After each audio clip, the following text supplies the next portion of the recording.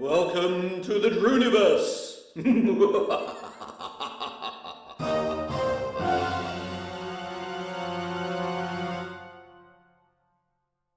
And welcome all to the officially unofficial Elite Dangerous live stream with your host, Drew Wager himself. I can say that because I am himself. That's me. How are we all doing? And it's good to see you. Well, this Wednesday, I've been away from Elite Dangerous for a couple of weeks now because of stuff. It was my wife's birthday last week. She was a year older. She would appreciate me saying that, but she was. You can't ignore facts, right? That's just the thing. So, but we had a good time. We did have a good time. We had an evening of games, board games. Can you believe it? With some friends of ours. Turn down the volume on my shirt. But it's summertime. Come on. This is one of my actually most relaxed summer shirts. I thought I haven't got enough graphic capability in my PC to render my louder shirt. So. Yeah, I'm getting that sort of James May sort of age, aren't I? So, I've got to ease myself into those sort of things. I'm glad you like the shirt. And I know that you don't actually like the shirt, but I'm going to go with that anyway. So there we go. Yes, board games are good. We'll talk about board games a bit, actually. But anyway, before I do the waffle, because we must do the thing, because the thing is the thing, and the thing must be done. So let's start at the top. I've scrolled to the top of the chat, as we always do. It's 1908 and Nordlander42, which is an excellent username, by the way. Is first in the chat by some considerable margin, actually. So 8 minutes past 7, so 52 minutes before the stream kicks off. Followed very closely by D. Pittman42. What's with 42? Is that just life, the universe, and everything? Well, I mean that's good enough reason for using the number 42, of course. Windy Beach GB, of course, is in third place, back into his usual spot, which is good to see. Ugly Spirit is here as well. Good to see you. Latty ____. Good evening. Good to see you. The Harkonnens are here, poised as ever to invade Arrakis. They never actually will, we hope. But the possibility is always there. The Arrakises are also here as well. I've just noticed, actually, dating from 2012. I don't know why. One of these days, we're going to have to get these guys to explain why they've chosen their username. Perhaps we should have an entire evening of why is your username. That could be potentially extremely interesting or potentially extremely dull. Possibly both. Have to see how it goes. Right, who else we got? We have Eridan Dundragon. He's Dundragoning for the day and is here with us this evening. Good to see you as well. Top Shot is here. Always good to see you, Top Shot. What a top shot you are. Amiga Bart is here as well. Good to see you.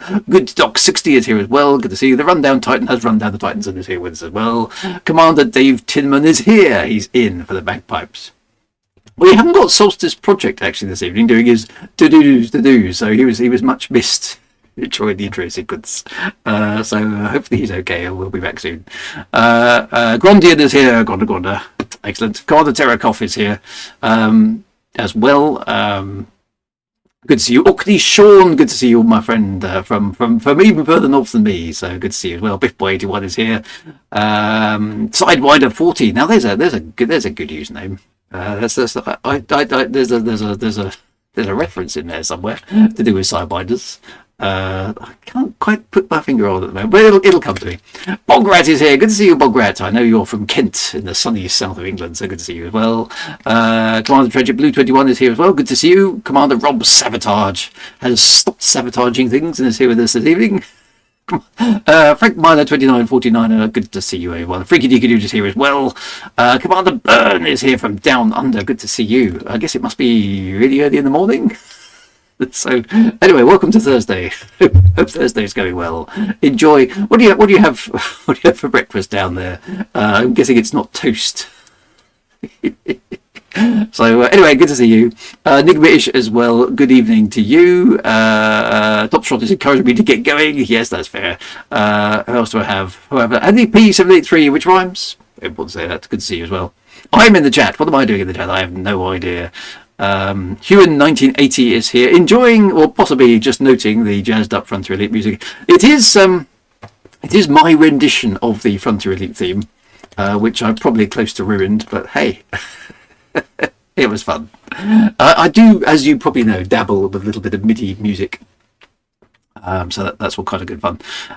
Deep Pitman 42. I may have already said that, but good to see you anyway. Because my short-term memory is an issue as within my approaching years. Sleepy D Wagon Man has woken up and is with us here. So how are we doing? Hawkwood, your volume is a bit loud. Is it? Oh dear. Oh, that's unusual. It's usually the other way around. Let me tweak that down a little bit. There you go. Is that more comfortable? It's the shirt. That's what's doing it. Aerodion is here. My shirts are on brand, like David Raymond's M&S sweaters. I don't think there's a Marks and Spencer anywhere near me anymore. So, Dominant. Sorry, missed that one there. Hawkward, Aerodine, and Dominant Hornet are here. Good to see you. MP Tulby is here as well. Good to see you as well. First time chat. McMurphy 07 Drew. I was craving for lore and stumbled upon your YouTube channel about a week ago. And since I've been having fun trying to catch up with all of your streams while playing. Big thank you for all you did and keep on doing for our beloved game. Well, thank you very much indeed, McMurphy. That's very kind of you to say so. I haven't done any lore videos for a while, actually. I should probably try and get back into it, but I am rather busy with stuff. Things keep cropping out and crawling out the woodwork and getting me to get distracted. So I've got, as you know, too many hobbies, not enough time. The Dragon Eye is here as well. Good to see you. Felix Celestra is here. Am I down the bottom of the chat yet? No, I'm not. Arrakis has explained the name. Okay, my name is easy to explain. Arrakis was our first GSD, and 2012 was the year he passed away. Oh, I'm sorry about that. Well, good to know the name. So there we go. That's good. That's good stuff. And obviously, the love of June. Yes. Stuff even, yes, says all sure. Get on with it. Get on with it. Right. Okay, well, that's done. Thank you very much. Welcome one and welcome all to the officially unofficial. No, I'm not, definitely not official. Stop it. Officially unofficially dangerous live stream where we gently nibble at the hand that feeds us on occasion, and we just comment freely and without rancor, and occasionally without filters of the goings on in Elite Dangerous. And whatever other things Frontier themselves might be up to. So it is time, of course. It is time. It is time to waffle on and do the things. So are you ready, my friends? Brace yourselves because you know you need to. Here we go.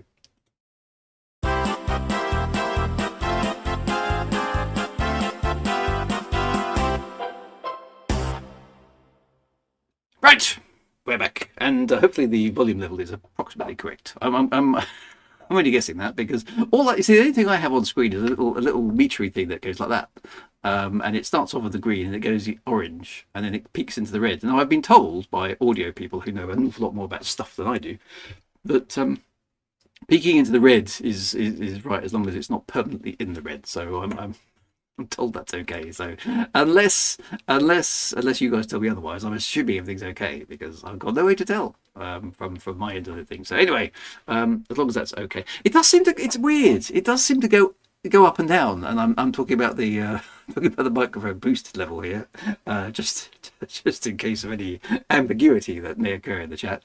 Because I leave it. I don't touch any of the controls. Week to week, and they seem to move on their own. It's most peculiar. So I dabble, as you know, I dabble in technology, but I by no means would count myself as an expert. In fact, I don't really think I've been an expert at anything in life. I think being an expert is one of those things I've never really had the time for.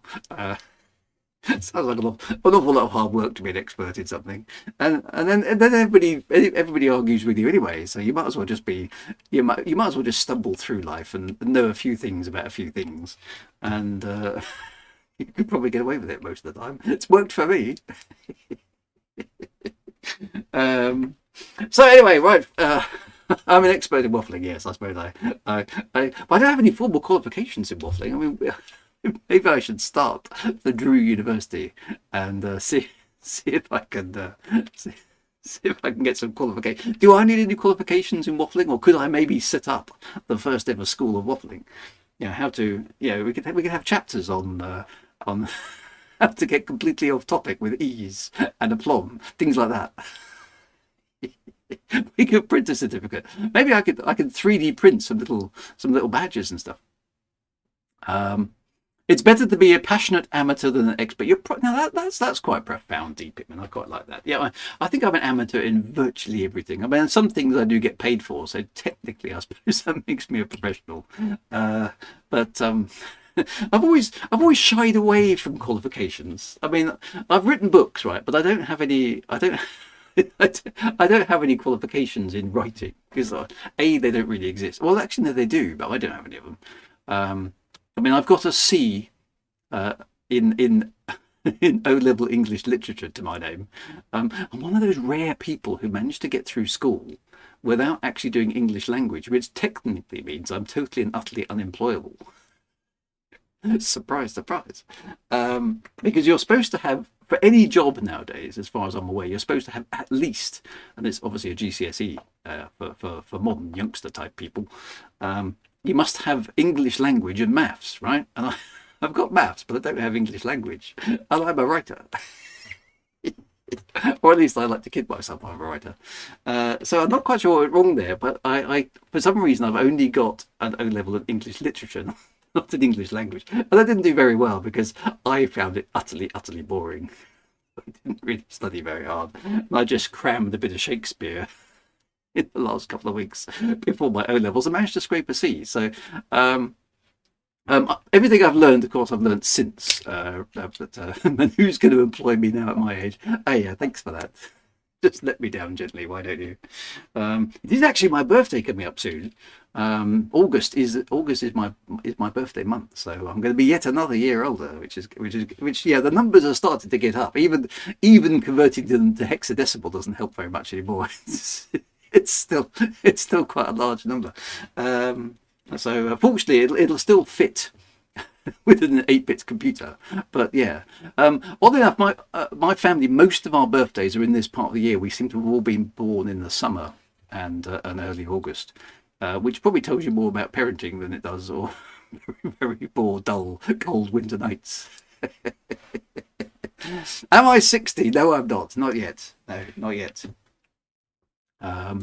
Still 8-bit. Yeah, no, I will be 55 in a couple of weeks.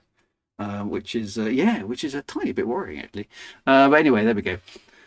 See, Wintermute, look, I got a B for O-level English language. There you go. Look, you're more qualified than me, my friend. Yeah, that is literally the only qualification I have for for writing. I think I got an A in maths. I was actually quite good at maths, at least at A level, at O level. I think it was okay. Yeah, fortunately, knowing English is entirely unimportant to my career. Yeah, it didn't help me at all. It's interesting when I meet people who have like degrees in English or degrees in creative writing, and I've met somebody with a master's in creative writing, even some people with PhDs, right? And so you have to call them doctor, of course. I don't know why. Why is that? Why do you have to call people with PhDs doctors? Because it's a doctorate, I suppose. They've earned by doing clever stuff. But it doesn't. To me, it doesn't mean that they can actually write something that I'd want to read. If that makes sense. I'm sure they can write very, very cleverly, and come up with all sorts of clever stuff. And they have various phrases for describing what it is that they're doing. But A, I don't understand what they're talking about. And B, it doesn't necessarily translate to being able to write a decent book. So yeah, so it's interesting actually. I always quite fancy because I've only got a degree. I've got a degree in computer science. Um, I've looked at a master's, and I thought that'd be cool. You could call me the master, and then you go even further and get a PhD. You have to call me doctor, but I mean, you can't be bothered. It wouldn't do me any good now to do it. So why would I? I might as well just grab myself a whiskey and sit in the deck chair somewhere. So I don't know. It's all a bit strange, but anyway, there we go. So yeah, so I've avoided qualifications through my entire life as much as possible. Doctor Waffle. Maybe I could just get one of those degrees that you can buy, or maybe a PhD I could buy from one of those dodgy places in the States. Yeah, there is a Dr. Drew, not Dr. Drew. It's Dr. Dre or something. Is it? I don't know anything about it. It's not really Dr. Dre, and you can buy his headphones or something. Yeah, maybe I could find a university that would give me an honorary PhD. Waffling. Services the wobbling. Maybe I could get a knighthood or a wapplehood or something. Dear. Studiously avoided qualifications. That's exactly. Worked pretty down hard at it, to be fair. Um, so yeah, I don't think. I mean, I got O levels and I got A levels because I couldn't really get out of it because my parents sacked me off to school every morning. So it was difficult to avoid getting those qualifications. And I did get a degree in computer science, as many of you know. And I did actually do some work. I came out of university with a 2-1 degree. Dr. Dre, there we are. It's something in the music industry. I don't know anything about it, but it's something. And but after that, I don't think I've qualified in anything since.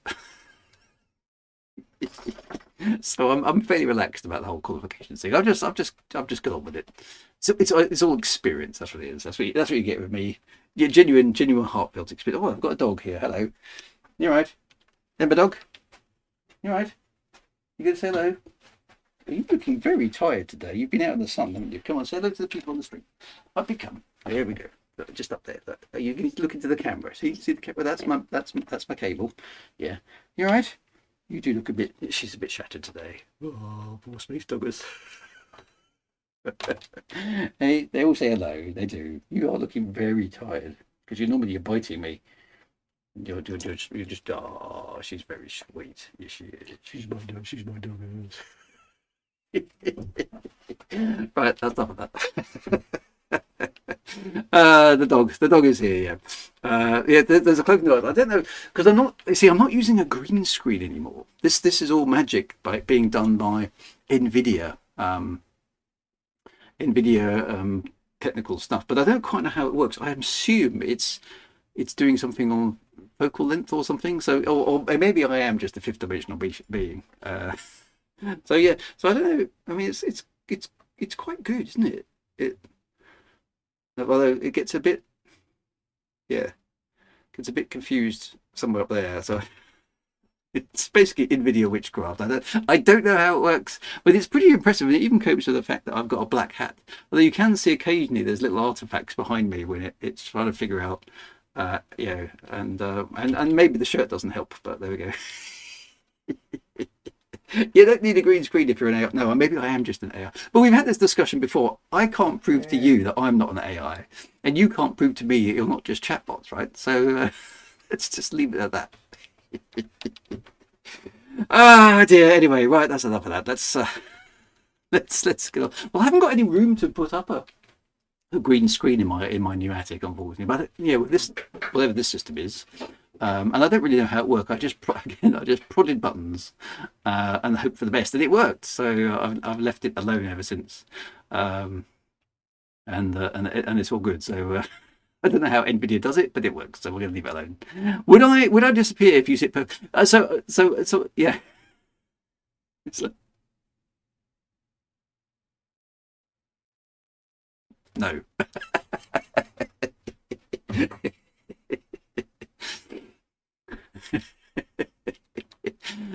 So I don't know. Is it an AI thing or is it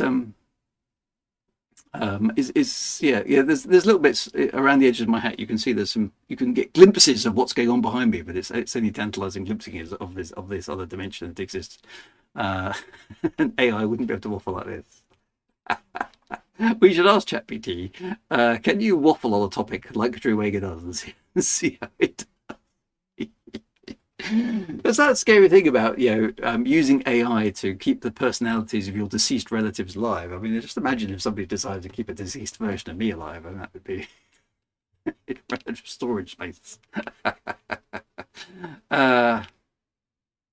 Amiga Bart had a philosophical discussion with Grok last week. I can't even waffle on topic. That's pretty mad. It's very simple. It's just a machine model that's trained to remove anything non-Drew-like. Okay, well that sounds like a very sensible AI model to me because removing anything that's non-Drew works for me. Come the apocalypse, that's going to be a useful thing. Anyway, so since I've been away, We should basically dive into what's been going on in the universe of Elite Dangerous, because there's another ship, another one. Can you believe it? So I've queued up, because I haven't watched this yet. I've queued up Frontier Unlocked, or FU, as we like to call it. Oh, we're so bad. And and we've got a new ship which looks rather utilitarian, which is actually quite interesting, because it's like a working spaceship. So we'll look at that in a moment. I don't know. Is there any? I assume there's some Galnet about it. I haven't even checked Galnet. Is there a Galnet about it? Is there any Galnet to go through? Actually, there isn't. No, nothing's happened in the entire universe of Elite Dangerous since I was last here. So it's 2 weeks. There's been no press articles at all. So that's quite good. This is high praise indeed from Wintermute. It says the best presented FU since Ed Lewis left. Wow. Okay. Everyone is hauling, so we've all been busy doing the CG. Okay, says Akinla 2398. What's the CG about this week, or last week, or both weeks? I'm sure you'll be able to explain it. In that case, let's have a look then at this that Frontier Unlocked, and let's see what's going on. So I shall switch over to that. They've been waiting for me to come back before posting the other Galnet, if only. Yes, now I heard this was interesting. They put Elite first. Now that's a first, isn't it? Why did they do that? Because they normally leave it to the end to keep everybody engaged during the stream. Otherwise, the streamer numbers presumably take a massive nosedive after they've shown the Elite bit. At least I assume it. I mean, their Planet Coaster and dinosaur things are all very worthy. I mean, I've never really played them, but I assume there's a relatively big fan base for those as well. So there's there's nothing wrong with those games at all. It's just not really my cup of tea. So the CG gives fancy new cargo racks, says Alien Hunter. Okay, so what do the cargo racks do? Are they extra space, or do they hold more cargo, or what do they do? Right. So anyway, we'll get to that. We are going to. What are we going to do? This kind of. What does this come under? We're going to go with community comms. Here we go.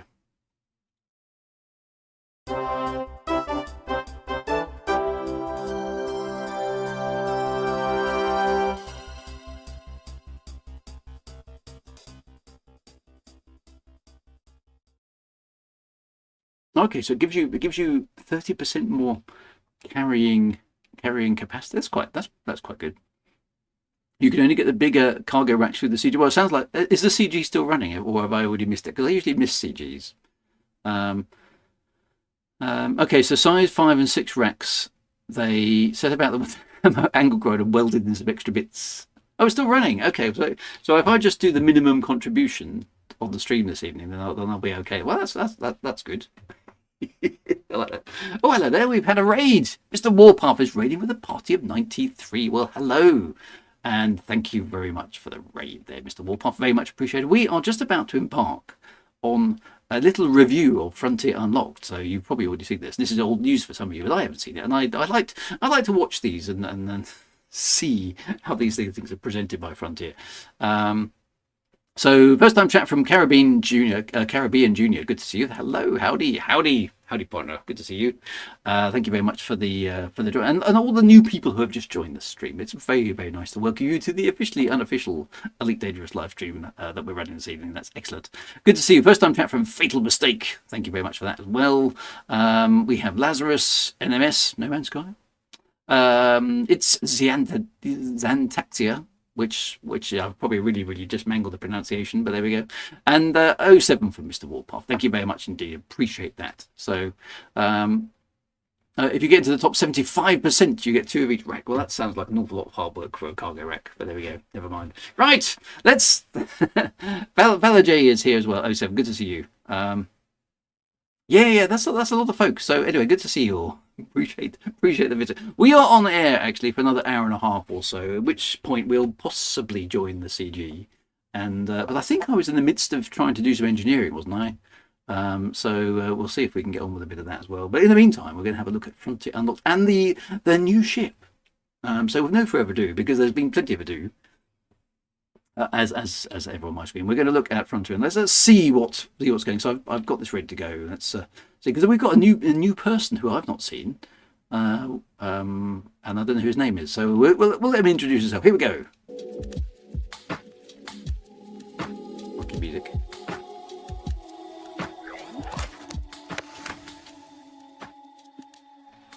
Just shrink that down slightly so the chat isn't being obscured. There we go. Look at that. It's a bit neater, isn't it? Hello everybody, welcome to Frontier Unlocked, the show where we put space travel, dinosaurs and roller coasters all on the same sofa. My name is Rich, I will be your host this evening. Welcome wherever you are in the world. Let's see, who we got in the chat today? There's quite a few people. Hello. Who have we got in the chat today? Well, I've already done that. That's my shtick. Anyway, this is Rich. Okay, so welcome to Rich. So was he in the last one? Okay, I didn't remember him. I possibly wasn't paying much attention. Okay, well, welcome, Rich. Is he our regular frontman now for Frontier Unlocked? Is he sort of Mr. Elite? Is there such a thing now that Arf has left? Ewan has just realised what FU means. Well, we don't know. Okay, we'll find out. Oh, a lot of commanders, a lot of salutes. I'm not going to salute this time, I promise. I am. Who we got? Ooh, that's an interesting name. Matt106, hello. J-Man the So Angel, they're copying my Elvis thing. Kremen? If he Welcome. says next week, I'm going to do a thing because it's a thing. And I'm going to have words. No Frontier. Again, I'm going to have to add another thing to my list of things to speak to David Braben about. I would say good evening, good afternoon, good morning, wherever you're watching in the world. Let us know where you're watching from. We love hearing where you guys have come from to tune in wherever today. you guys come from. Where are you going? Welcome, everyone. It is lovely Where are you to going see from, you Cat all. Night Joe? No. As always, if you are watching on Twitch, by the way, we do have Twitch drops available for you. So if you are watching for I don't know if those still work. Did they work for me?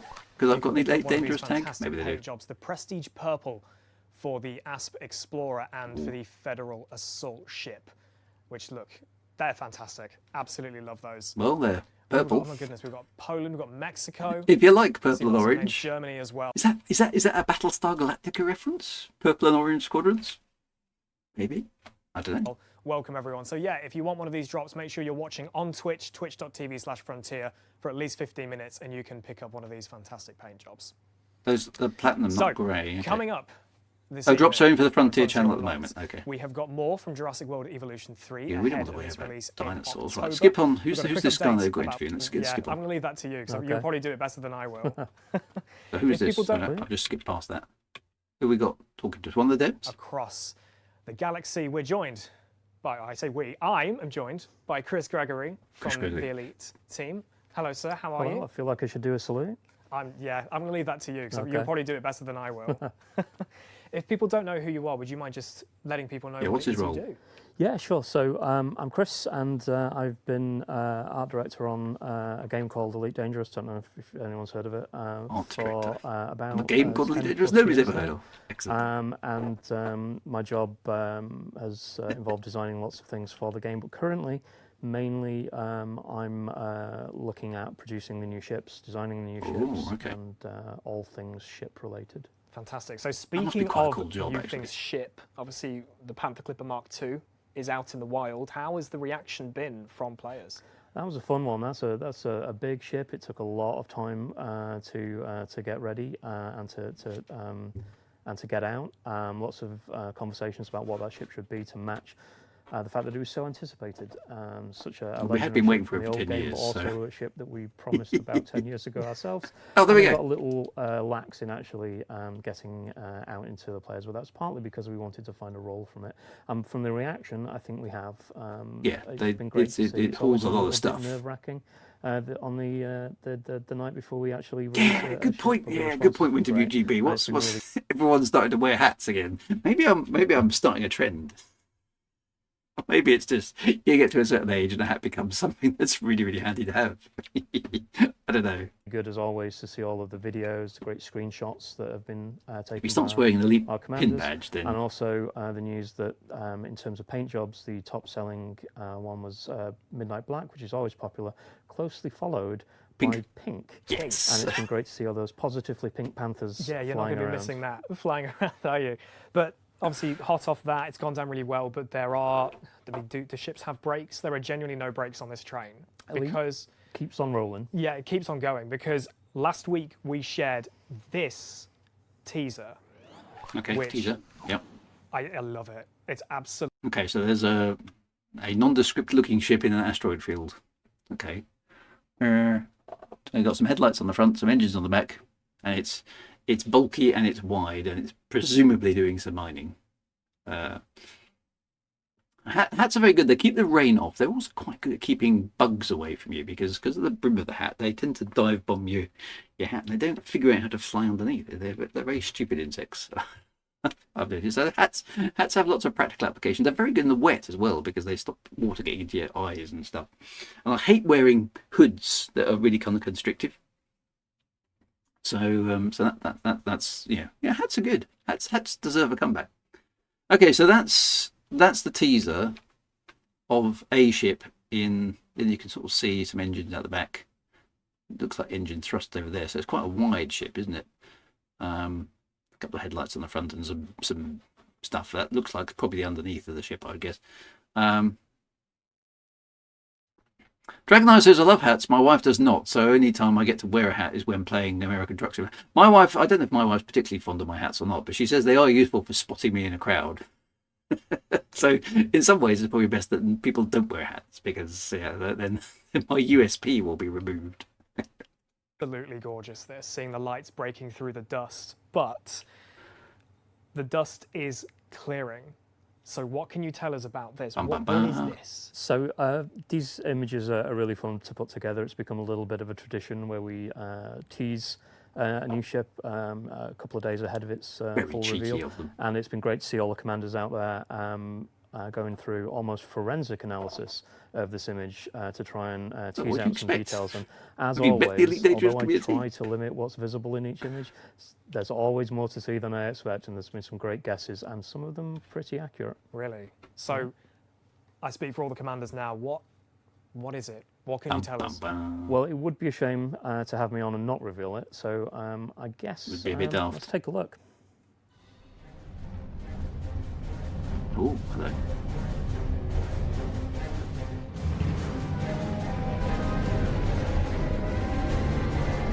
Okay, well, that's interesting because I haven't looked at this before deliberately. That's got. I like the music actually. For once, I actually like the music. So it's got a. That's got an almost. It's got an almost Star Trekky vibe to it. To my way of thinking, that feels like a ship that wouldn't be out of place in some of the Star Trek franchises. It feels, yeah, it's got a slight Klingon-y, Cardassian-y vibe to it. It feels like, yeah, interesting. Very large fuel filter. Oh, hang on, look at this. It's got an offset cockpit. That's ooh. Now that is interesting. Now I'll tell you why that's interesting. Is that Michael Brooks, bless him, obviously, dear departed Michael Brooks, and David Brebman. I had a conversation with both of them about ship designs a long time ago in this galaxy, but a long time ago, and they both absolutely hated non-symmetrical ships, or these ships that didn't have a centerline symmetry. So it's very interesting to see that they've got an offset cockpit like that, because that's is that a first for a leader? I think it is. So yeah, interesting that it's got an offset cockpit. I mean, it kind of suits it. It depends what's the space going to be used for.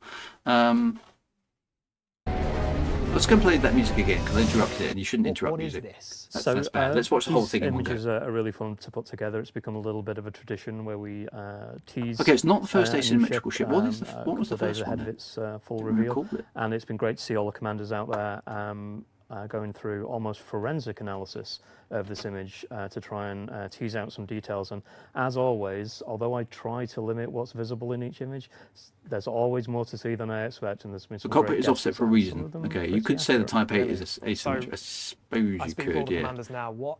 No, I don't What count is the it? What can you pilot tell being us? offset. Well, That's it would kind of be a shame, understood. But to have ships me on that and not actually reveal it, externally so, look I guess, non-symmetrical down the let's centre take a line. look.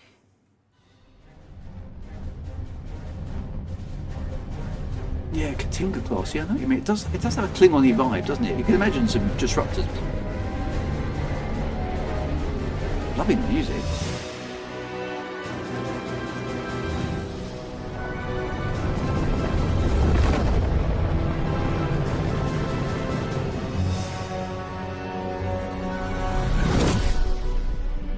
Type 11 Prospector. So that's an interesting. Okay, so it's a mining ship. So that's Lakon, isn't it? The Type 11s. Yeah, so that's a funny piece of music from mining ships. It feels like it's about to let loose with a whole bunch of disruptor fire, and then it doesn't. uh, it's yeah, Bushmaster. It's an interesting. Okay, or is it a Type 2 in Roman numerals? No, it must be a Type 11. Okay, so that's. Oh, that's it. Okay. So there we go. Okay, The so- Type 11 Prospector. Can we talk more about it? Is there more? hope Is there so. more to Definitely say? can talk more about it. So those aren't weapons, those are just engines. To say sorry, the clip that you saw there was obviously concept art images, but Yep. it's nice, I think, to see the ship in motion and Yeah. give you a good look at it ahead of us does actually look cool. getting into game. It's absolutely gorgeous. I'm so game for this sort of. The only thing I would say is it doesn't. I must admit, the Lakon ships have always been very industrial, which I suppose is on point. But they're the least elite ships that there are in the game, in my opinion. They haven't got any eliteness to them. But I quite like them because they're kind of utilitarian. So it does look good in a sort of industrial vibe sort of way. Dare I say it? And I know that there are other space games out there, right? It looks like a ship that would be a little bit more suited to certain other large multiplayer space games I could mention. Yeah. So false dem trap from CPU Ultramarine Lakon function. Exactly. I mean, they're built for a job, right? Which makes sense. Fozzie says, I love Lakon ships, don't necessarily love Python, but I do love them. Yeah. And the Type 8 could have been made by Caterpillar. Yeah, they're sort of the JCB of the the Elite Dangerous Universe. Yeah, so it's okay. What's interesting? I mean, it looks good. I like the look of it. The industrial aesthetic. So Yeah, industrial what is aesthetic. the Exactly right. size and the focus of the Type 11? Absolutely. So it's a medium ship. Medium, nice. We like It medium is, ships. Medium ships from are the, useful. Manufacturer Lakon.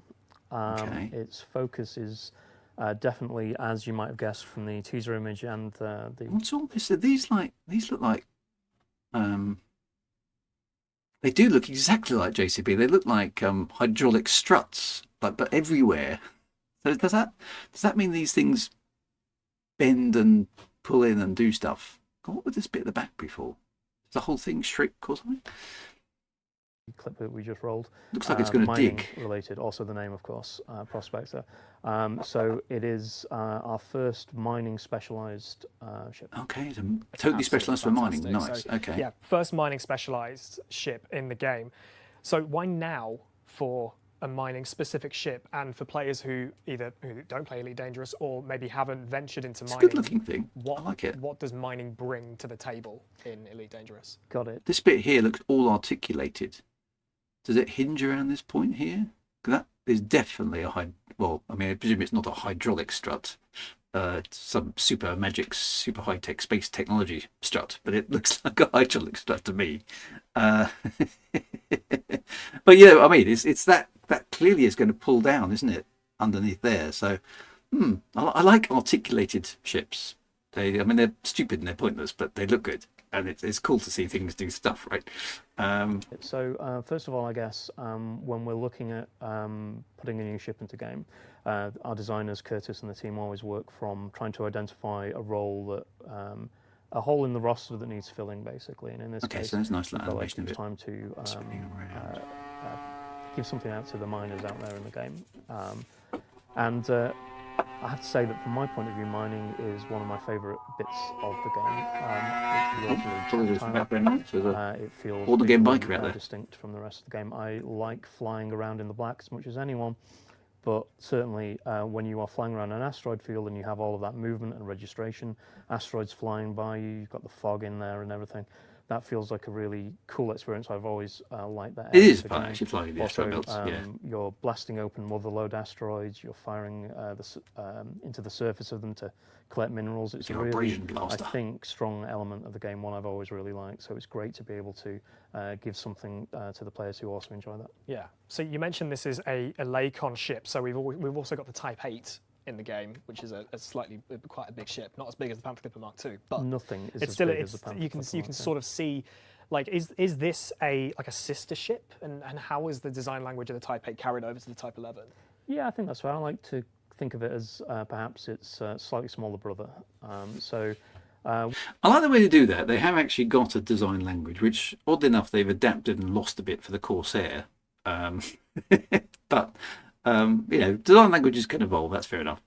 So yeah, I like the fact they've got a design language for the Lakon ship. I mean, it's definitely a Lakon ship. It looks low tech, but kind of effective. It does feel like it could be a really good combat ship, though, because I mean, look how tough it looks. I just want some big blasters to come out of these pods here, but that's one of the things that we've been wanting to do with the this new wave of ships that we've been doing in the past year and a bit has been to revisit our older manufacturers and their kind of design aesthetic and try and reinvent them a little bit. Try and so they've actually that's good. I like that. They've actually made a conscious choice to go back and bring the Lakons and the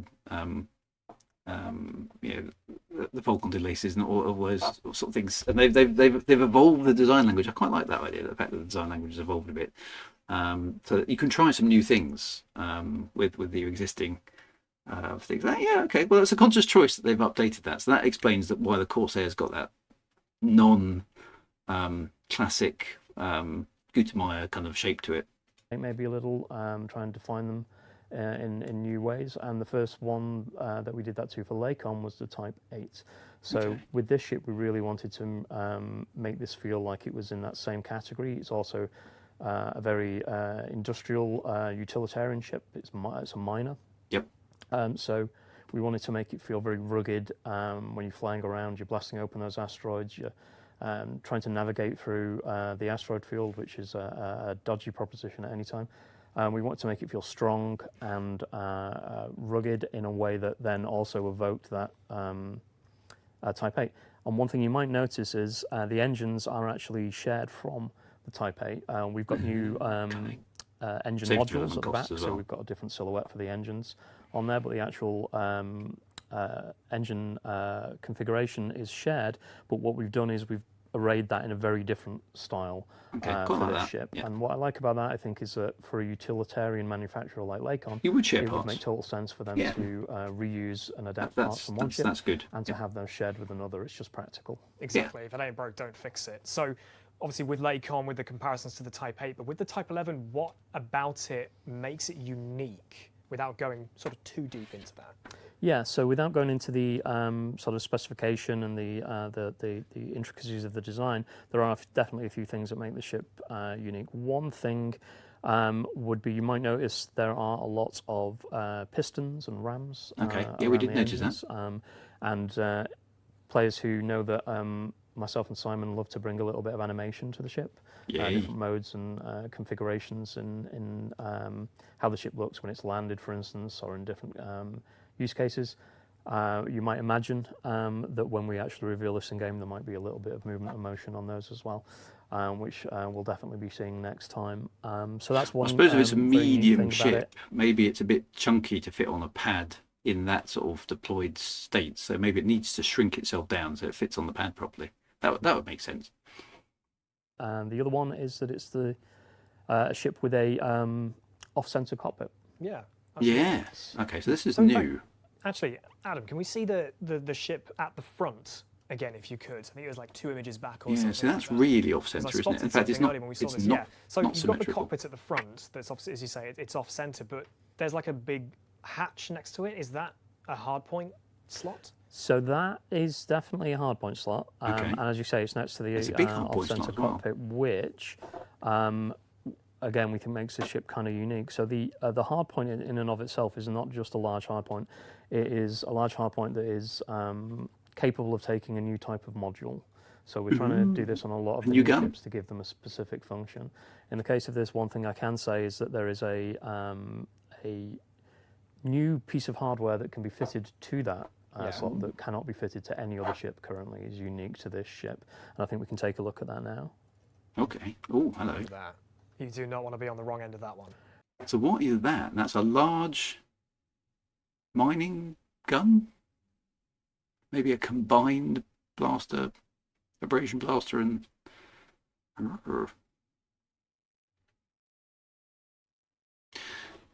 Well, this... Okay, so, well, it's not gimbaled for a start. That...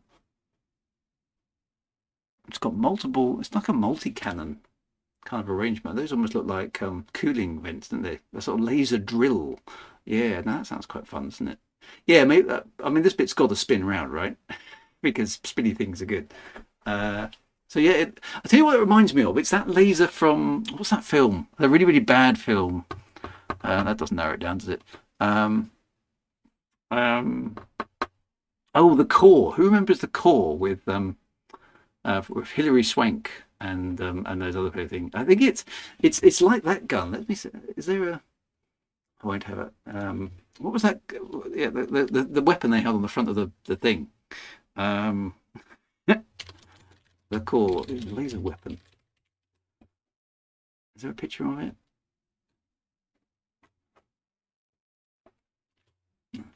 Film.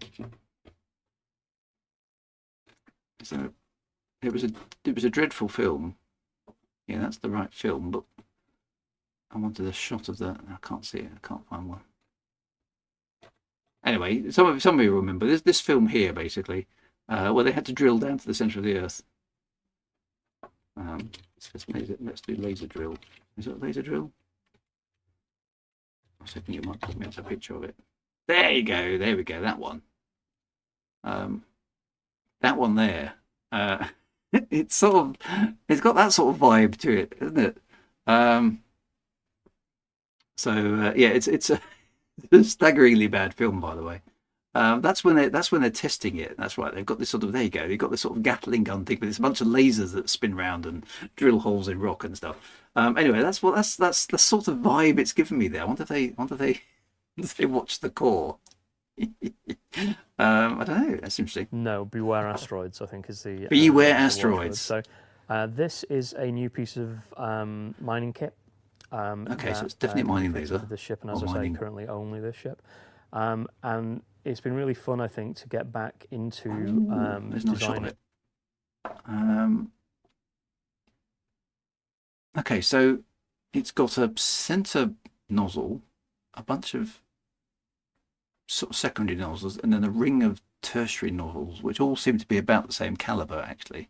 So what does it do? How do these muzzles get filled with stuff? Are they lasers or are they projectiles? It does actually, yeah, you're quite right. It does look like it pumps in and out, because does this rotate maybe, and these things punch back and forth? So maybe it's a projectile launcher rather than lasers. Hardware for the ships rather than just the ships. It's something we haven't done for a little while. Yeah. So this is us This is getting a back unique into piece of hardware. providing new It's a bagpipe tools cannon. that can be put onto this ship in particular to allow you to perhaps do a different type of mining. Again, we'll keep that nice and vague, but that's a... So different. Yeah, no, you might be right there, Wintermute. It doesn't look like it rotates, does it? Because is that that's not like a bearing, is it? That's like a structural thing that's holding it all together. So But if it doesn't rotate, how do these muzzles get filled with something? Does it fill up from the inside and then shoot out? I mean, it's an odd. You wouldn't have thought there'd be enough mechanism space inside there to feed all of those muzzles, would you? But anyway, it's we'll have to find out. But a different type of mining. Asteroids beware. So that sounds quite good. So maybe it's Sonic based. Oh yeah, Master Jago, first time chat. Now, yeah, the Sonic, that bzzing sound that is in, which film is that? That's the one with Jango Fett. Is that the second original trilogy? Second prequel trilogy film where they do that Sonic zap, which doesn't make any sense, of course. It's in the vacuum of space, but hey, it sounded cool. Is it the Phantom Menace? No, Attack of the Clones. There we go, Master Jaeger. That's right. That's the one. A bit, yeah. Maybe some space magic and hand wavium. Yes, there's plenty of that about. Sonic Mind. Yeah, so maybe there's something along those lines. Maybe it pulses. I don't know. I mean, it looks cool. So nice to have. I quite actually liked my pile driver. Interesting. The idea, and with this again, we wanted it to kind of echo the design of the ship because it is unique to it, so that the two would nicely mesh together in terms of the stylistic kind of touches that we put on there. And also we wanted it to feel super heavy duty, and we looked at a lot of hardcore mining equipment to try and get the look for it to make it feel like it was almost drill-like in appearance. Yeah. Yeah, it does have a so drill-like yeah, look. we're really kind of happy with the look of it, and currently the brief for our VFX artists, our sound effects and sound designers and our animators when they're working on this gun is to try and make it feel as tactile and fun to fire as possible. So that sounds excellent. So it's heavy duty, it's fun to fire. That sounds excellent. Attack of the Clowns with WGB. Oh, see what we did there. First time chat from Darkatel. Would a new type of mining not count as a new? I suppose it could do actually, because it depends. Because what types of mining we've got at the moment? We've got two types basically. We've got the kind of surface mining with the abrasion blast type stuff, haven't we? And then we've got that core mining where we can shatter the asteroids, which is actually quite good fun. Quite like doing that. So maybe the third type, maybe some. What do you think? Some sort of. Is there another? What's the third type? I'm a bit lost now. So what's the third one then? Surface mining, deep core mining. So I thought. Well, surface mining was the first one. What's the other one? Core laser subsurface. Oh, subsurface mining. Yeah, okay, yeah, that makes sense. But this might be sort of like, I don't know, what's this going to be then? Obliterate the asteroid mining, perhaps, given the size of the gun. I mean, it's a large hard point, so which is pretty good. So it's going to be fun to see what they do. So when you're ploughing into the surface of those asteroids, it'll be hopefully a really fun experience, and also one that, because of the unique placement of that hard point right next to the cockpit. Oh, true, yeah. VR going off in your ear. Head look, you're going to be able to look to your side. You're going to be able to see that hard point deploy, retract, but also more importantly fire, and that from our early tests is quite an impressive visual from the cockpit. I'm sure that people are going to be really excited to get their hands on this. I mean, yeah, the design is absolutely stunning, and I'm sure those in the chat are going to be very excited for this. Just lastly on the design, is there anything else we can point to design-wise with a Type 11? So just in general, again, it's kind of got that very industrial. Where's the MB4 kind of mining feel. machine? That's what we need to know. And I will say that I think that on most days, that's probably my favourite type of spaceship. That kind of ship that feels a little bit grimy, crunchy. It's got a lot of character to it. Yeah. I think that's definitely what we wanted to achieve with this ship. Something that maybe certainly isn't as sleek as the Corsair or as smooth as the Panther, but definitely has a lot of character to it, and I think that's what we're going for with this ship. I love it, I absolutely do. But I think for the commanders, I'm going to ask the most important question now that you've seen. When's it coming? What if you don't like yellow? Oh, well, who doesn't like yellow? I mean, I love it. Obviously. Yeah. But for those who perhaps. Well, it's sort of Vogon Constructor Fleet yellow. I mean, why would you have it in any other colour? just want to change, or again, find that banana yellow is not what they want to be flying around the galaxy in.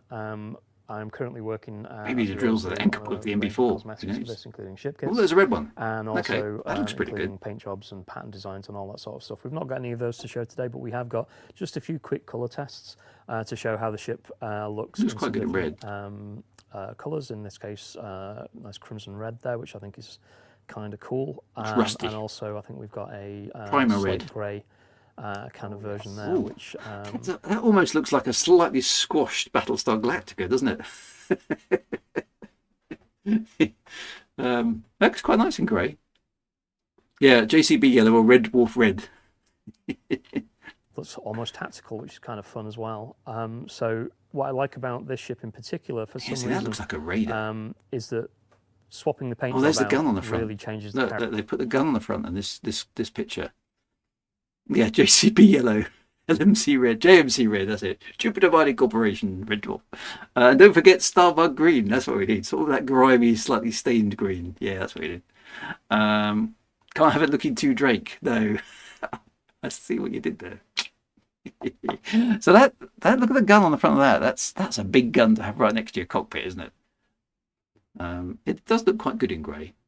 Character of the ship. Yeah, absolutely. And you can go from different looks with those in there. So we'll definitely be working on some different patterns and colours for this, as well as material responses and all of that sort of stuff, to try and give the player the The little square blue one, is that from what? From Red Dwarf? That was Blue Midget, wasn't it? Blue Midget. Does the gun come with a radiation warning being so close to the cockpit? I think it should. There should be a big sticker on the side saying, you might die. But you're a minor, so you don't care. option of styling the ship in the way that they want to. Yeah, I'm a sucker for grey, so I. So there's going to be absolutely ship love kits that. and things Okay, to add on to that as the well. real important question then, Chris. Here's the real When problem. When? will the Yes, Type 11 there we prospector go. be available? So we don't have an exact date just yet, but I can say that it will be out this autumn. Fantastic stuff.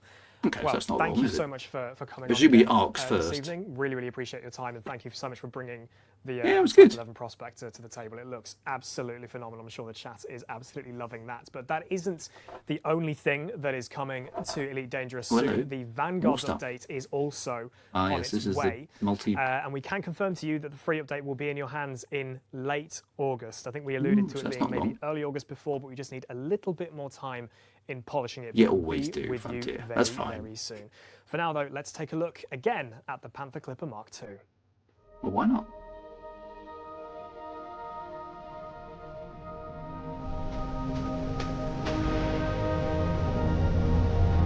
Yeah, that's a nice little ship.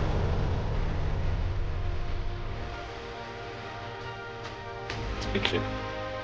Maximum capacity. You are clear of the station. Safe travels. I think I need to save up a bit of money to buy one of these. I've not sort of I've got enough cash to buy a fancy different Martin. Actually, I've got enough cash to engineer it and modify it correctly. It's a big, big ship.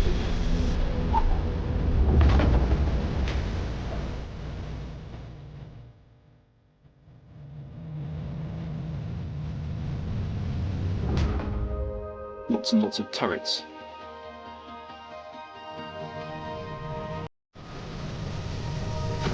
It is a joy to fly, is it? Okay, well that's good news.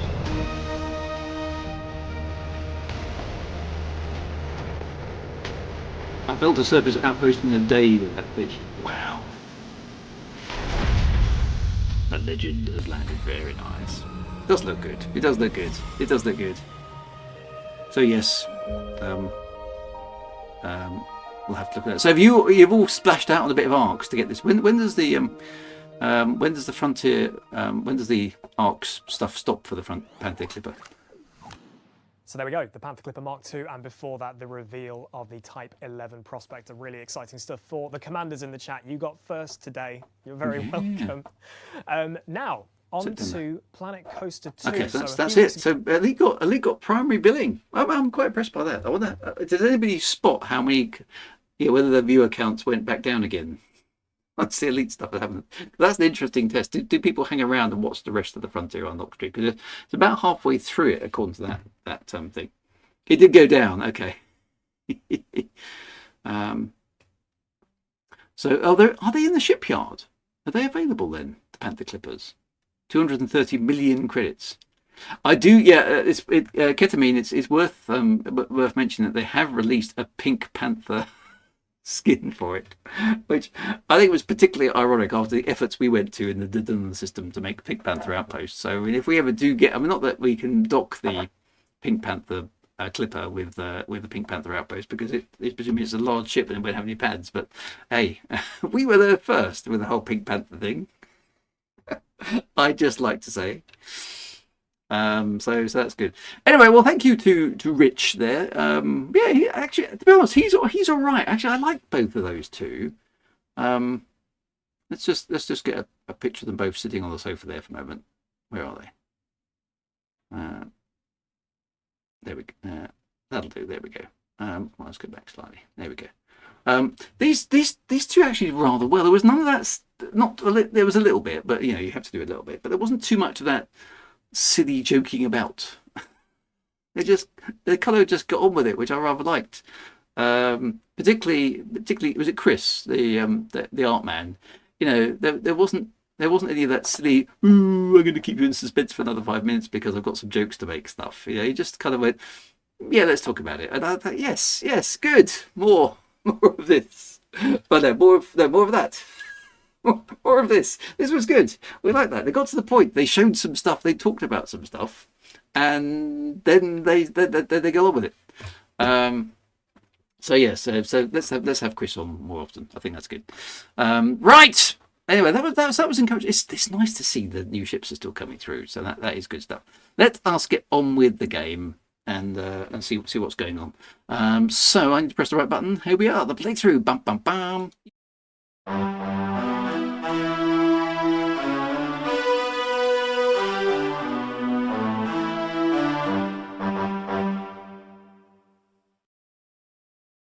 You did indeed, WGB. You did say it was a good FU. And it was indeed. Right, actually, I've just realised that my system is set up because we mucked about with it the other week for purposes of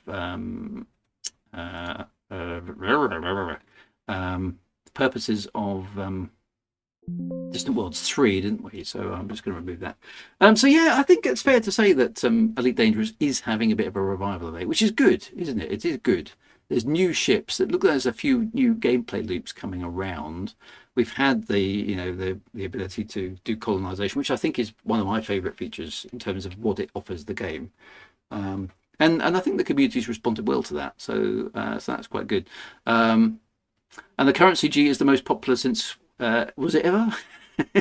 So talk to me about the new CG then. Is that something I should get in? Because an extra bit of cargo capacity never goes awry. So where is the CG? I suppose.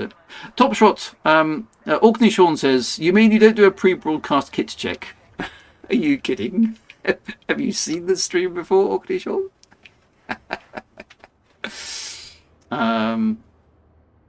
So I mean, I don't know how is Elite doing. I must admit, I haven't even looked recently. I mean, because every time I look at it, the only actual player count metric we've got is Steam, of course, which everybody immediately jumps and goes, "Oh, Steam's not accurate." But I mean, you can draw some conclusions from whether in fact it goes up or down, right? And Solo doesn't do pre-checks. Yeah, exactly. What kind of stream do you think this is? So I mean, it must have gone up a bit, right, with all this new stuff that's come out, because about a year and a half ago we were lamenting the fact that maybe they were going to close up shop and that was going to be it. Whereas now there certainly seems to be an injection of fresh energy into the game in terms of new ships and new stuff going on. So that at least is good. There hasn't been, since the Thargoids sort of closed up shop and that came to the end of that whole arc of Thargoidy stuff, there hasn't been much in the way of narrative stuff at all, has there? There's been a bit of Galnet and a few CGs, but there's no big story arc going on that I'm aware of at the moment. So that's interesting. They seem to have changed their emphasis from one thing to another, which you thought they could manage both at the same time. But there we go. So player numbers have gone up, yes, and hello everyone else. And then maybe the numbers have gone back down again. Okay, so the player figures are down compared to the height of the Thargoid War. So it's interesting that was quite energizing for players, I suppose. And they were ranked first by Spacecom as the best space sim ever made recently. Okay, that's a nice little accolade. Okay, have a look at that. Space.com is alright. So if you want to check Panther availability, go to West Beacon in Col 285 sector. Blah, blah, blah. I see it in the yard. Okay, well, that's interesting. So is it available in game or not? Or do I need to buy it for ARX at this stage? So I thought it hadn't come through. Anyway, we need to talk about the CG. So how do I find the CG? That's normally. Can I sign up to the CG and Starport services? It's only for ARX. You do need ARX. Okay. Well, I won't do it for the time being. So is it mission? I can't. Anyway, community goals. There we go. Okay, so this one is Brewer Corporation calls for Trailblazers supply. 694 million units have been collected. 2 weeks. So this is definitely the one. So what do we actually have to do here? Sell aluminium, CMM composite, steel or titanium to Starlay Station's commodity market in the Minerva system to resupply the Trailblazer megaships. Okay, so what I've got to do is transfer some aluminium. Okay, so I can sign up to that. Let's do that. Let me get a ship that's actually where. Okay, well, hang on. First off, where is the Minerva system? How far away is it? This UI is getting better. Okay, so my current ship, it's 121 light years away, so that's only 2 jumps. But this is my exploration ship, which, as far as I'm aware, probably has no cargo in it whatsoever, because it's not designed for cargo. You need at least 1 ton.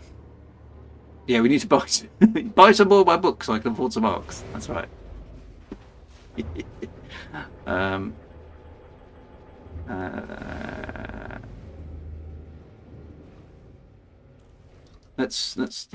I have any?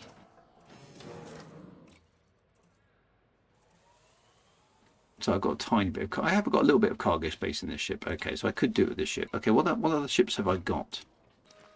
Might be any good at this. I've got my. Oh look. There's my Cobra Mark 5. I've got the Fiery Phoenix, which is here. I've got my Carl Sagan. That won't be any good. Oh, hang on. I've got my Imperial Cutter. It's not here. None of these ones are here. Oh, my actual transport ships are not actually here. So which ship has actually got the biggest cargo capacity? This one has an outstanding bounty. Excellent. I imagine it's probably my Corsair now. I think I set this one up to be a sort of multi-purpose ship. I could do it in Sidewinder. Yeah, no, I thought I might as well chuck a bunch of stuff along with it. Let's see. Right, okay, so let's just see what's the cargo capacity of the ship.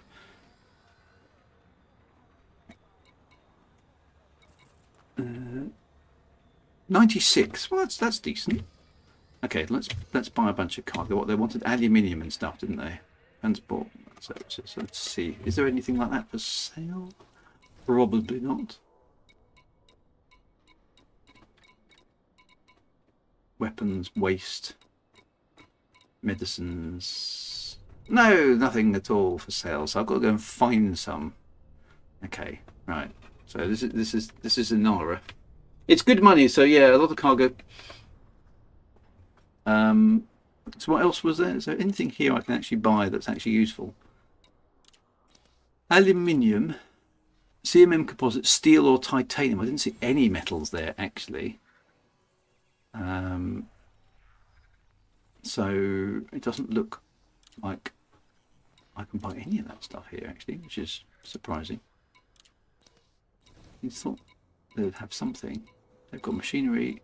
They haven't got any basic stuff. They have got the water Shintara. No, they haven't actually got anything at all. I can show you a guaranteed source of CMM composites for the CG. Go on then. Where do I have to go to get some stuff?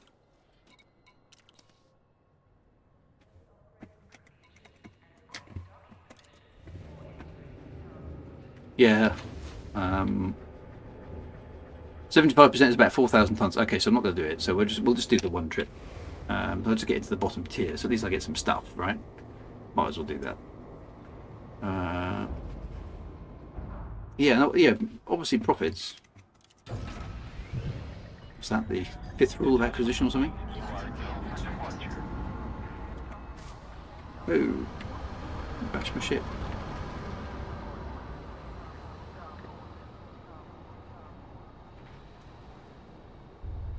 I do like my course there. Actually, it was quite a funky ship. But the profit order is aluminium. Okay, so aluminium is most profitable, or titanium is most profitable. Oh, I see. No, CMM composites is most right. Okay, so Dogo plant in the Pisceum sector. That sounds like an interesting place to go. I don't think I've been to the Pisceum sector before. Okay, so will that show up here? Dogo plant? No. Pisceum sector. OTQ A5-1. Which is over there.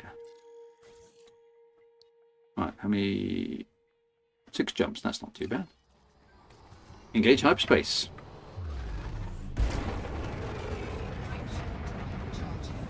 "27 light years in 1 jump." Yay, back to the grind, yep. CMM is the most profitable. Make 62 million in profit per run. That's pretty good, guys. How much? I don't think I've got much money at the moment. Because I've spent it all. Oh, can't see this. Let's get ourselves across there, and I've got 168 million. That's not enough to buy a Panther Clipper, is it? I don't seem to have much cash in this game. I can play it enough to build up the Wonga.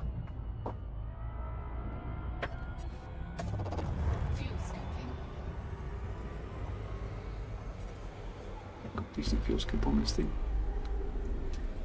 The Ministry plan. That's a new one as well. Just super cruise our way out there.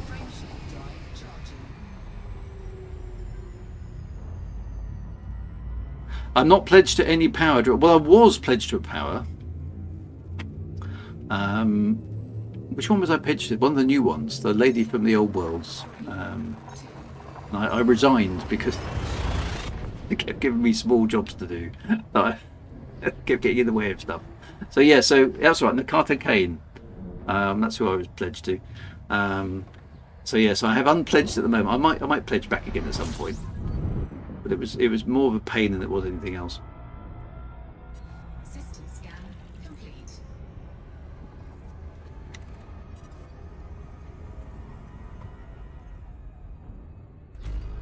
Frameshift drive charging. Well, these are red dwarfs. Red dwarfs are okay. Oh.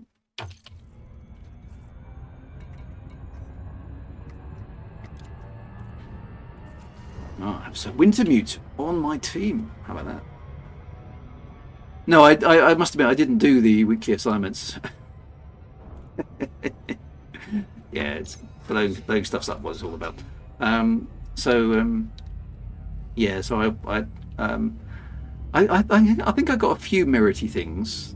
They didn't amount to very much from what I recall, and it was just I just.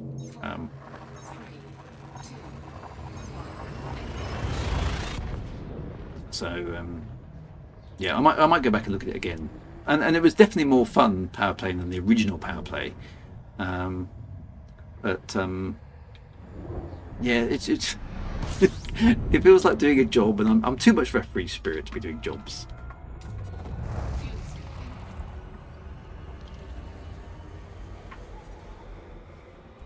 God, it feels very slow just going 27 light year jumps.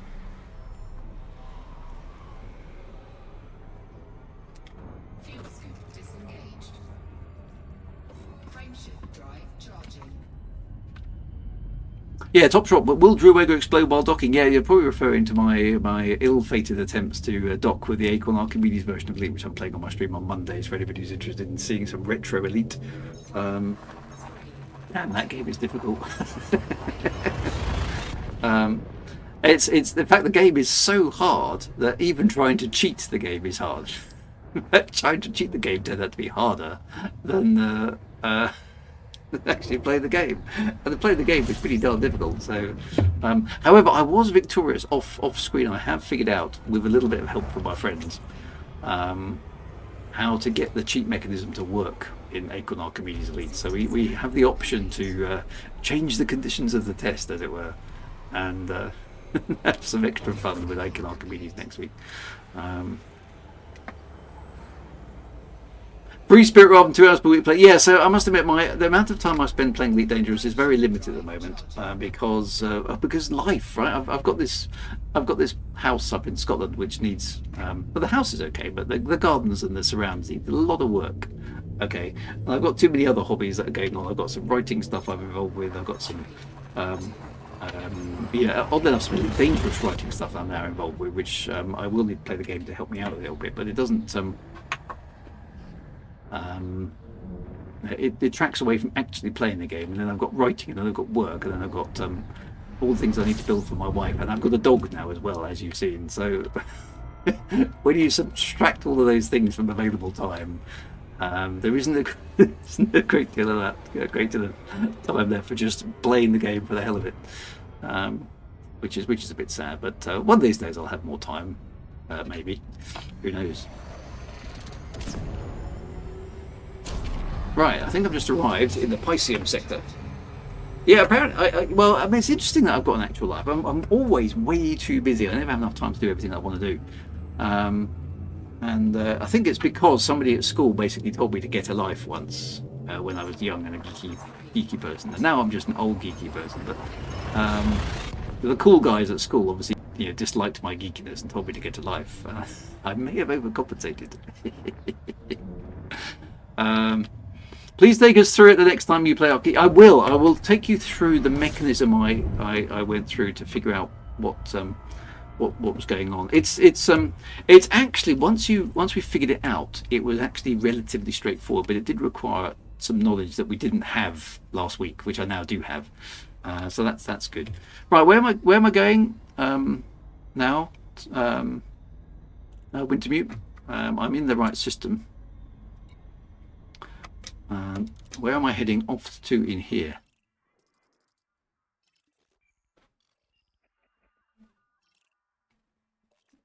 Left ship. There's somebody's folly.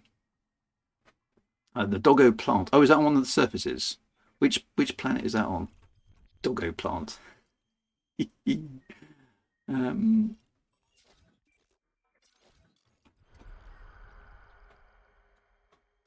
Doggo plant. There he is. Okay, we're going to Doggo plant, which is quite funny.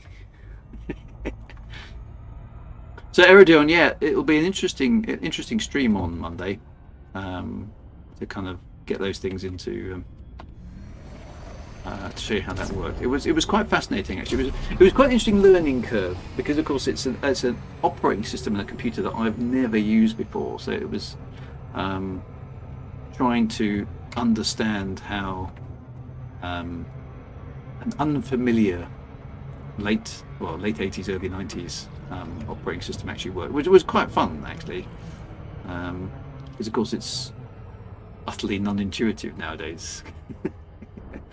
But it did make sense once you got the hang of it, and you just have to sort of recalibrate your brain because I've been using Windows now for like 25 years, probably 30 years really. Certain things are you just assume that's how it works. Of course, not all operating systems work the same way, which is quite cool. So it was fun. It was fun.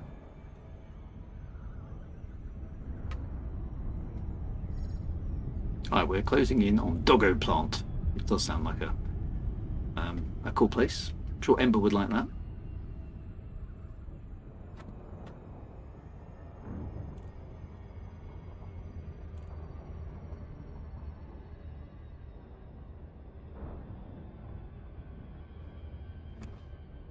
fascinating. Actually, it's fascinating playing Elite back to back with Elite Dangerous, because it's the different emphasis in gameplay is quite interesting to note now, because obviously Elite Dangerous is inspired by Elite and is set in its future, whereas obviously the technology that we play with has changed over time. It's interesting to see what has stayed the same, which has changed. The crazy thing about the original Elite is docking itself is the most dangerous thing in the game. I mean, the pirates in Elite are pretty darn dangerous, but they don't kill you instantly, and they at least give you a chance. Whereas docking, absolutely fatal if you don't get it right. Whereas in Elite Dangerous, of course, docking is, I mean, it's relatively hard to screw up docking, isn't it? I mean, you can, but it's a lot more forgiving than Elite is.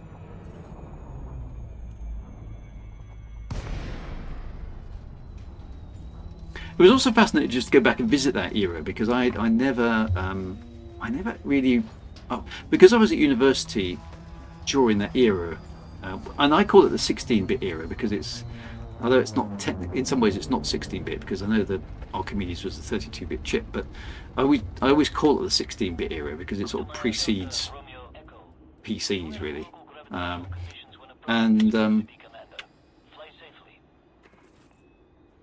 I've got anonymous access. That's not. Request approved. Cleared for landing on docking bay 2-4. Where is 2-4? It's over there somewhere.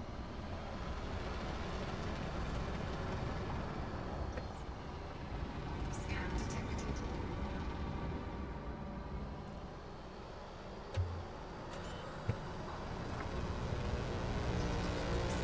I like these big cities, they're quite nice. Landing gear deployed.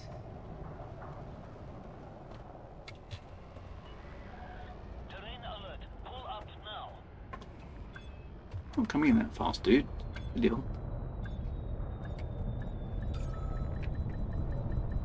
See, I just crunched my nose, but that's okay. Right, I don't know why I ended up with anonymous access, but there we go. Touchdown confirmed. Dispatching ground crew. We are pleased to receive you, Commander. So I've obviously got to find.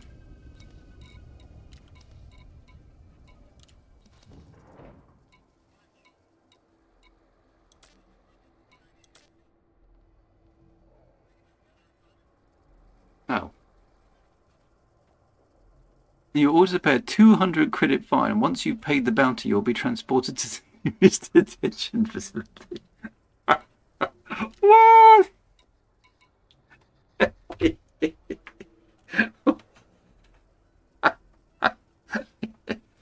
I hate this game sometimes. The Hutton Orbital Truckers have got the info, and presumably I can't fill up. No, I can't. I can't go to the commodities market. What? For 200 credits? What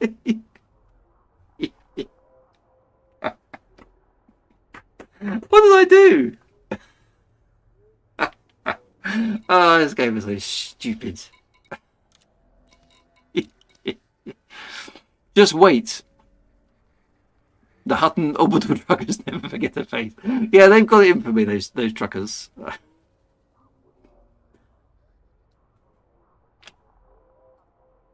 A fate worse than a fate worse. Now, so what do I do? Just wait? Will it clear if I just hang around?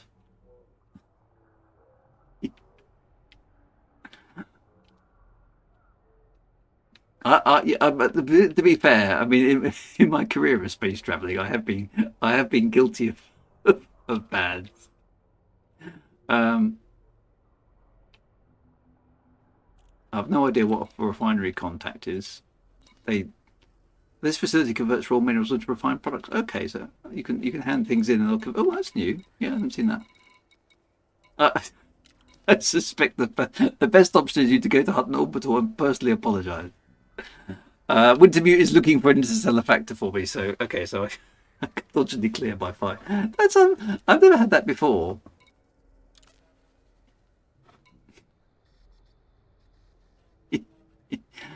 Yeah, so there's a converting thing in there. I haven't seen that before. I can't pay my fine though. Yeah. So yeah, so there we go. The refinery contact allows us to, not that I've got any cargo, but you can convert raw materials into manufactured things. That's nice. That's nice. Yeah. It's only 2 to 1 as well. That's quite generous for Frontier. It should be like 20 to 1 normally. I can pay an interstellar factor. Okay, so Wintermute is looking for me, so I presume I've got to fly back out. So let's go do that. Oh, yeah. If I'm not welcome, I'm gonna take my spaceship and leave. Where do I have to go to? These Hutton orbital truckers, they've got lots of answers for, haven't they?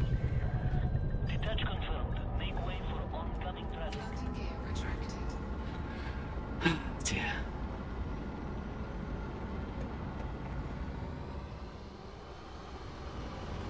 Am I going to get this done before the end of the stream? This is the next question. It always ends up like this, doesn't it? My streams. We have a plan. It's usually quite a good plan. It just never works.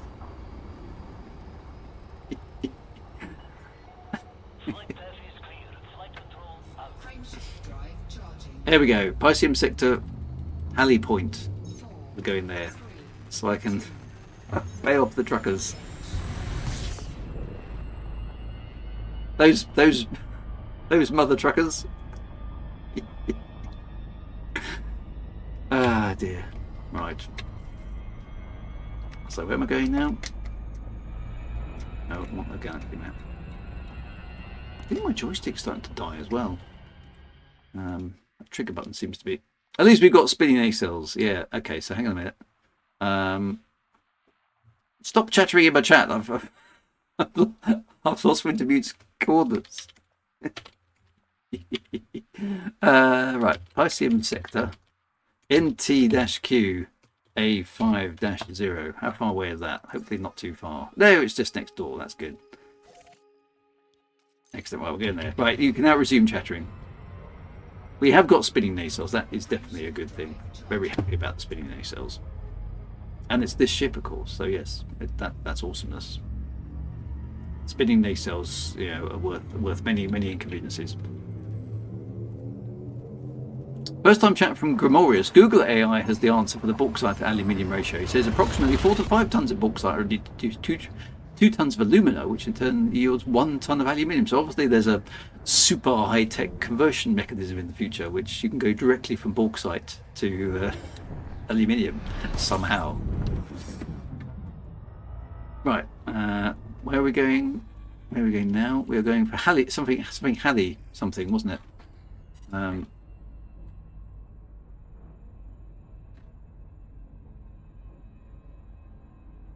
What's going on here? Get off.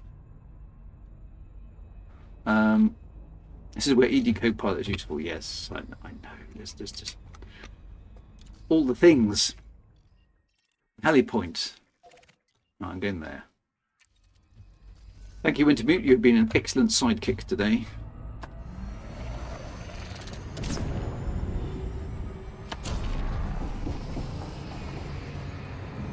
Oh, look at that. I've almost got that exactly right once. Valley Point. Okay, is that next door to Halley Point? Or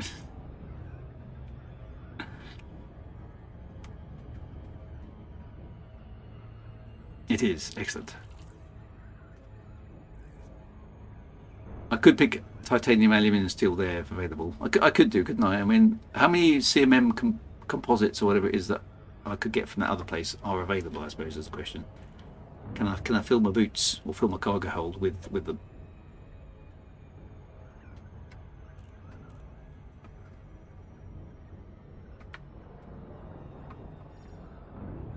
All of them. It's a very shiny looking planet.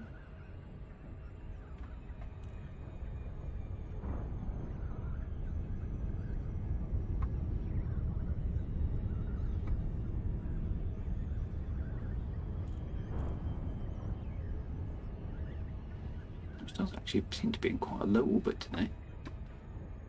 Interesting.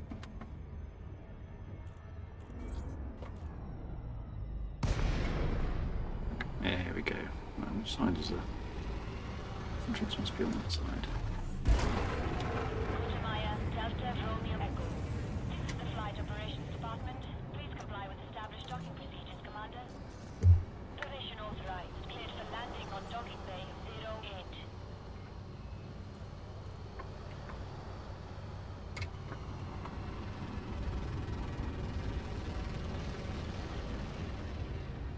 So look, you can't do that in Archimedes Elite, can you? Look how good a docker I am now. See?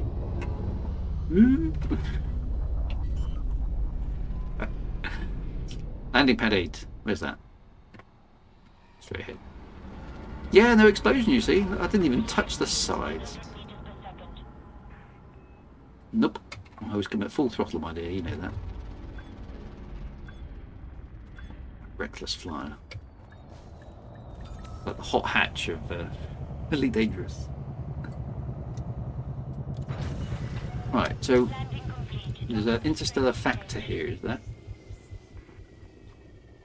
In the contacts. Legal facilities, that's what I need. Right. Oh, it's going to cost me an extra 50 credits. Nobody told me that. There we go. Paid them off. They can get off my case. Those mother truckers. They are down to their last 1 million CM composites. Right. So I'm going back to that place, am I? To get a boatload of CMM composites. Let's do that. Okay. So it's only a small delay. Off we go.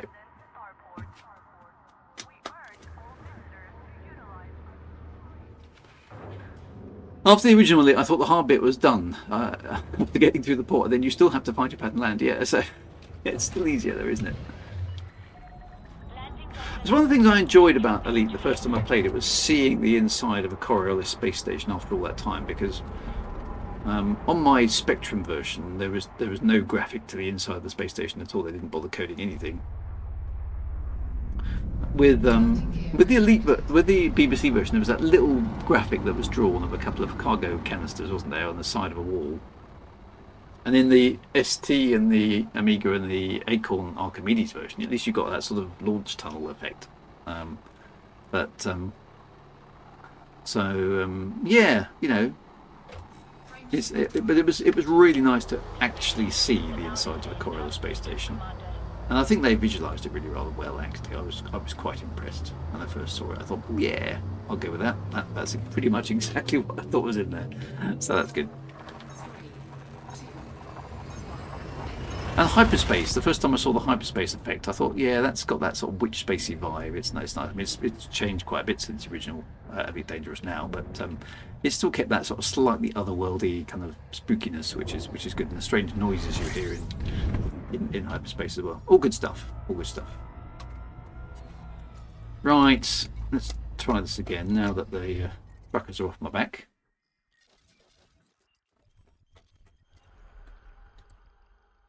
There's Doggo Plant.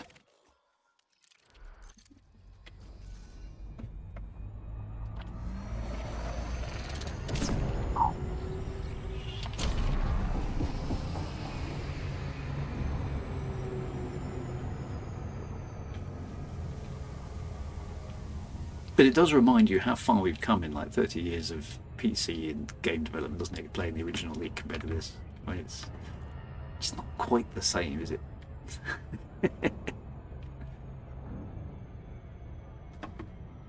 We are very much spoiled with the graphics today. I mean, it's insane levels of detail and depth to the gameplay when you work it out. I mean, and considering how satisfied and how venerated the original Elite was, it's actually quite a simple game, isn't it? I suppose. Oh, hello. Okay, then you fancy a fight, do you? Who fancies a fight? Right, I've got to remember how to.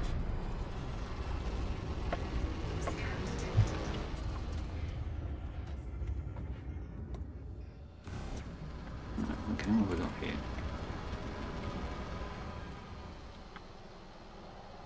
Federal gunship, oh, there's in team of 2. Okay. New one. Scan detected.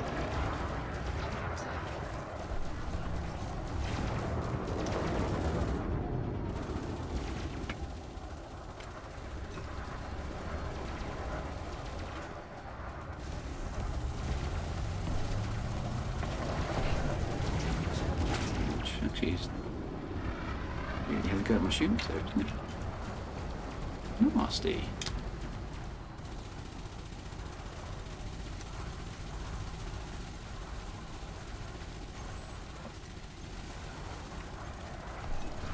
Taking damage. Shields offline.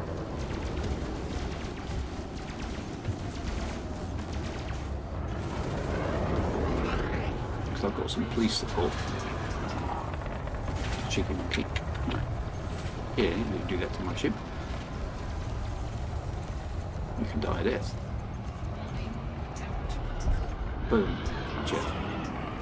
Who's the other one?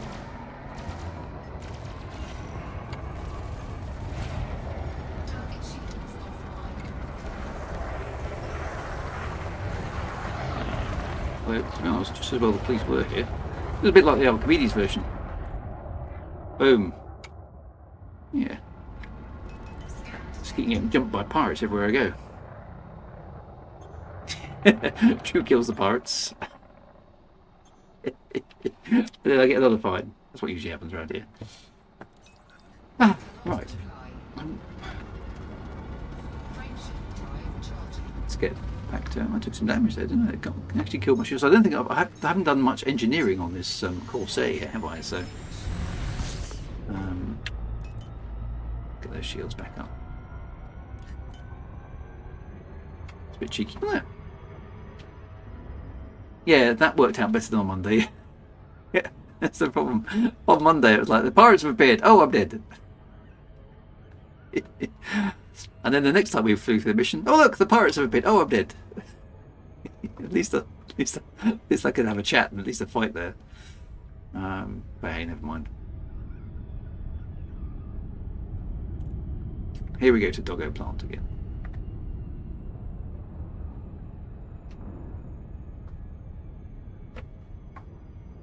We'll get a little bit of repair once we're there. But yeah, no, I haven't done any engineering on this. Well, nothing notable on this ship yet, so it's probably a bit weak even against NPCs right now. And yeah, the graphics are slightly better. They are, aren't they? Yep. Although I must admit, because I suppose I know the original Elite games so well, I know inside and out, even on the different versions. Something very comforting about knowing exactly what's going on. Orbital flight engaged. Whereas Elite Dangerous has got so much stuff into it, it's hard to keep track of it all.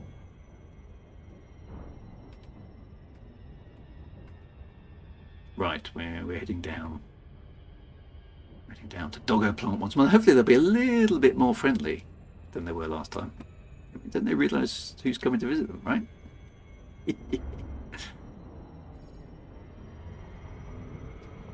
My shiny new Imperial ship.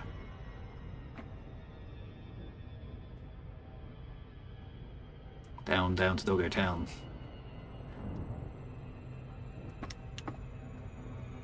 Take me down to the Paradise City, where the girls are green and the grass is pretty. Open fire! No, don't do that.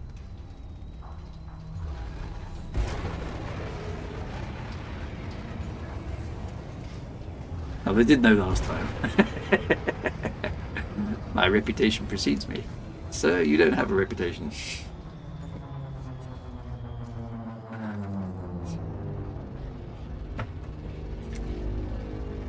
Oh, this is run by Hutton Orbital. No wonder they didn't like me. Romeo Echo. This is an independently controlled port, Commander. Please submit a request before landing. Alright. Hutton Orbital truckers. Where's Bograt? Is he still in the Twitch stream? Because he's a member of the truckers. It's all his fault. Docking pad 24 again. They seem to like chucking me at docking pad 24. Where's that? Have I come in from a different angle? Where's docking pad 24? Is it on the other side? Was that it there?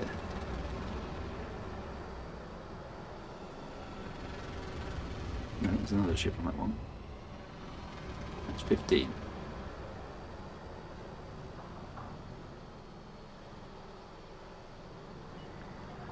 Descend to flight level 300. They want their mug back. Yeah.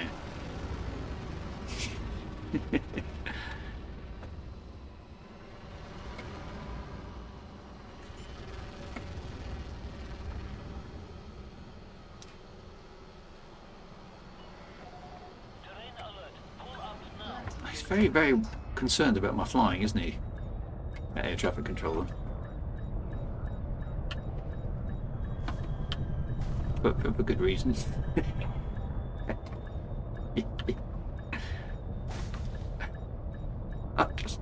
I'm just making a point of it now.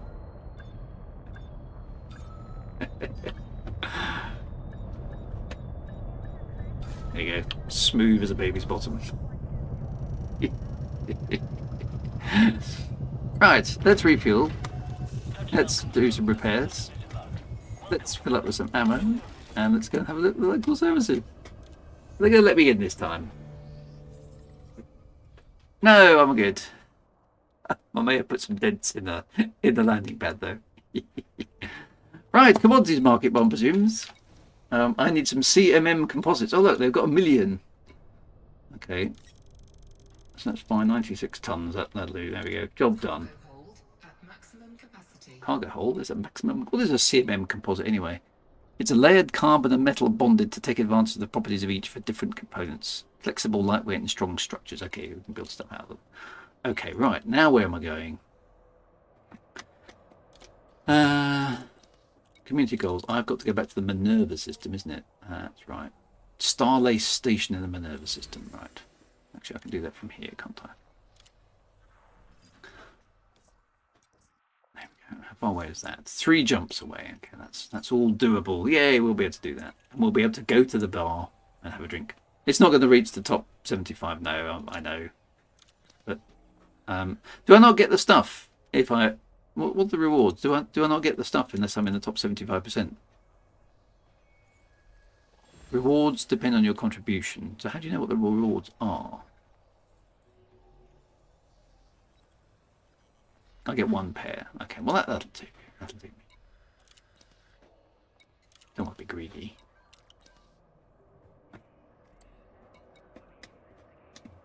Well, we say goodbye now to the Hutton truckers.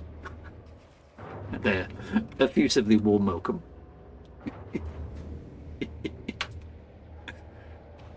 It's double for the top 75.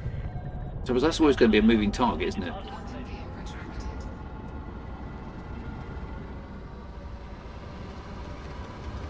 I suppose a size 6 rack is going to be useful for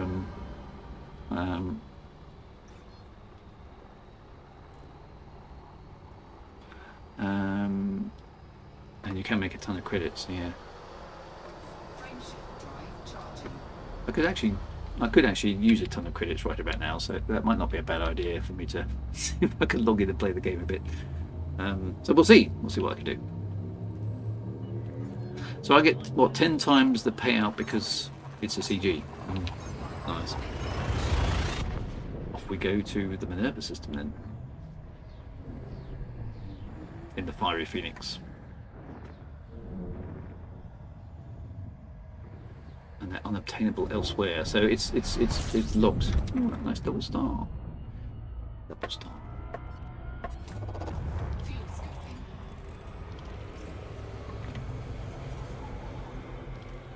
Fuel scooping complete. Let's do a quick honk.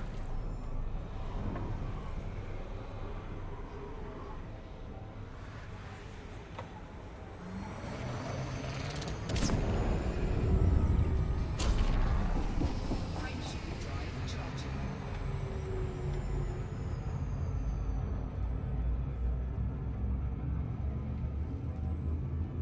I'll go to information in the CG. Okay. I should have had a look at that. I still find the user interfaces in Elite Dangerous really hard to use. I don't find them intuitive. That's probably me being old, but I just don't. Oh, hello. Be one of them neutron stars. Or a white dwarf, actually, isn't it? No, not a neutron star. It's all around there. Frameshift drive charging. Or lack of flying hours, yeah, probably that as well.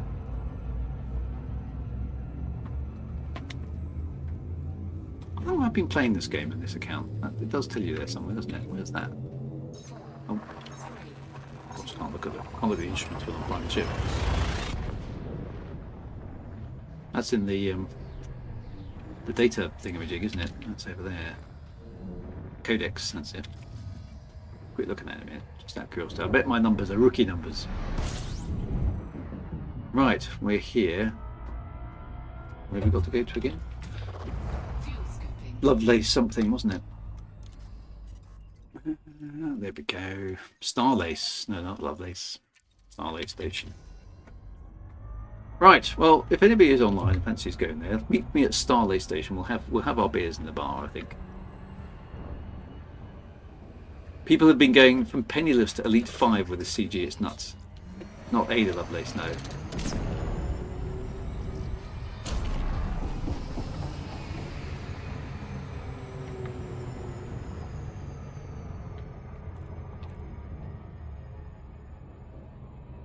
I've made 2.5 billion so far.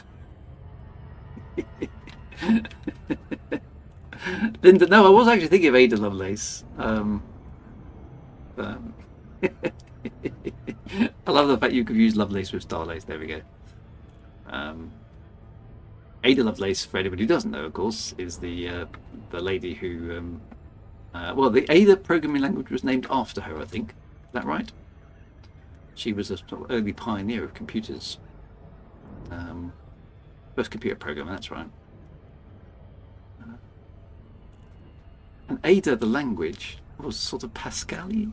Am I remembering that right? It's been a long time since I did decoding.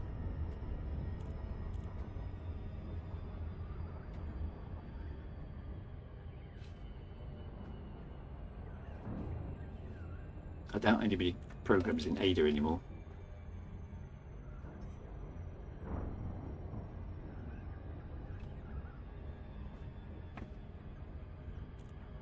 Right, here we go. Almost. To be honest, I've almost got time to do another run, haven't I?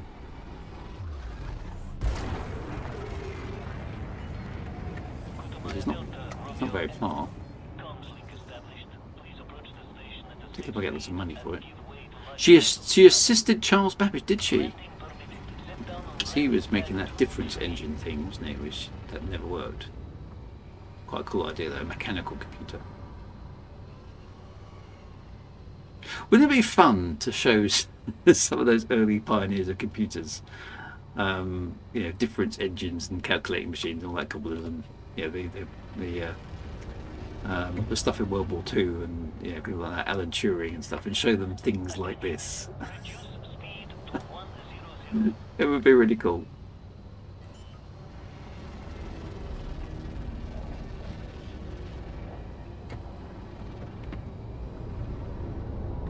I wonder what they'd make of the fact that we just play games on these insanely powerful. Is it actually? Yeah, insanely powerful. It's very interesting actually doing comparisons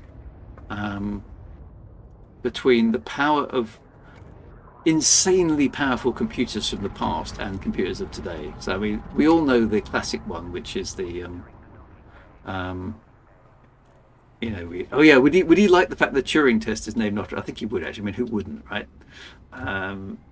So yeah, I think. But it's interesting. I mean, for example, we've all heard the Apollo astronauts went to the moon with less power than a calculator, all that sort of stuff, right? But who remembers the Cray supercomputers of the mid '80s, right? Who remembers the Cray supercomputer, the Cray 1, the Cray XMP, and the Cray 2 supercomputers? Now they were proper beasts of machines, right? Back in the '80s, they cost millions and millions of pounds. All those things, right? Okay, take a guess when your home PC that you could have just bought, for an averagely reasonable amount, but I'm talking average home PC, exceeded the Cray 2 in computational capability. Take a guess when that was, because we're way past it. There's your clue.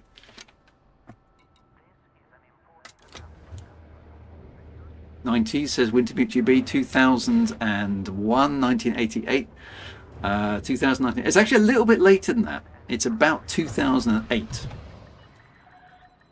Your average home PC would basically wipe the floor with a Cray supercomputer from the 1980s, which just shows how the stuff is done optimized. And an iPhone, a modern iPhone, would obviously utterly obliterate any computer from the 1980s.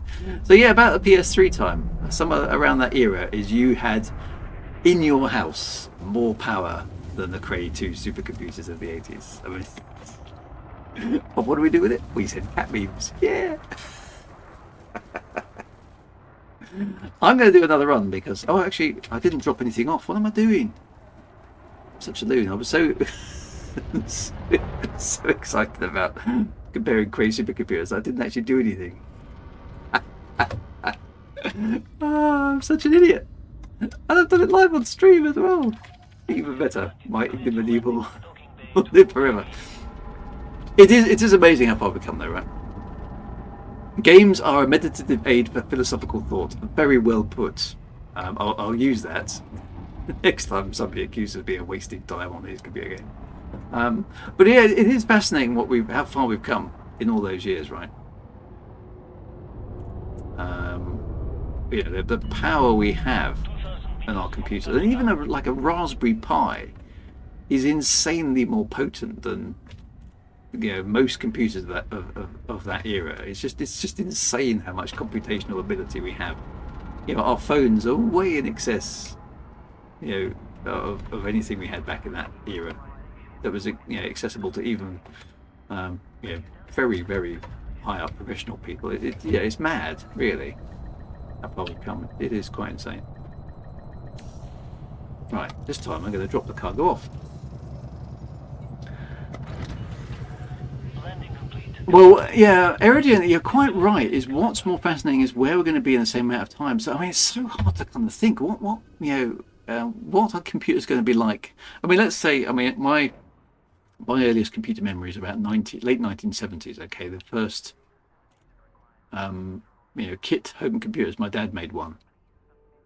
This is even prior to the ZX Spectrum in the 8-bit era. I mean, they were 8-bit machines, but it was he made it out of components. It was a kit, so okay. So how do I sell to this? I've forgotten how to do this. Do I just sell it? Just sell them on the market. Okay.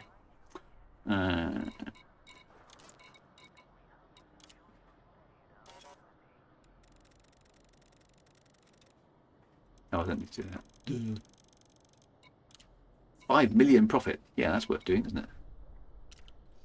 Cool. How much time have I got left? I haven't really got much time left. Okay, not to worry. Yeah, I had registered. No, all was good. Yeah, I was all signed up to it.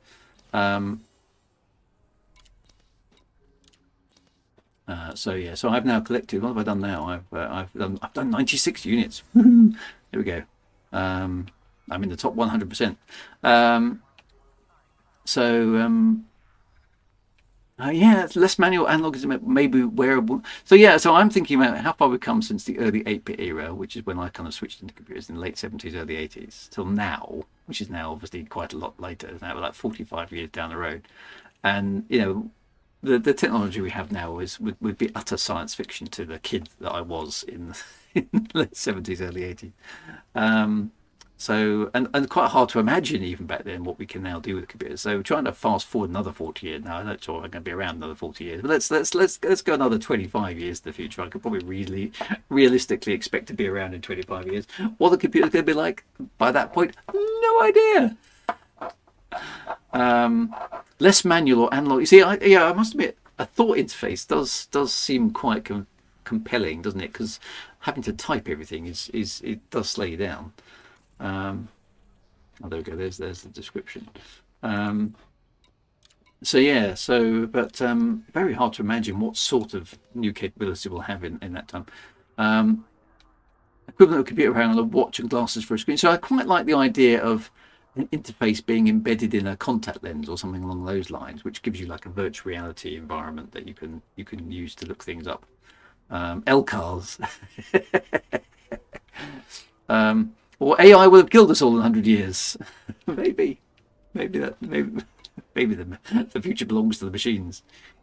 And yeah, talking to your house using Alexa and things like that. It is sci-fi, isn't it? We are living in the future, which is kind of cool. Right, so I was going to go down to the bar.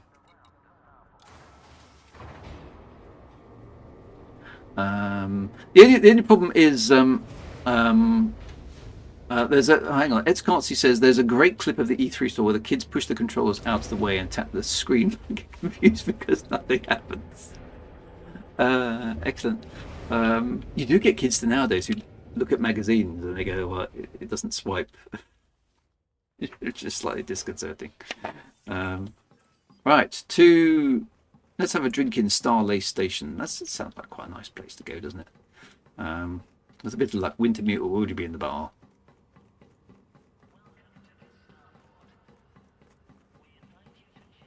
Who's this lady here? Oh, no, that's what's his face?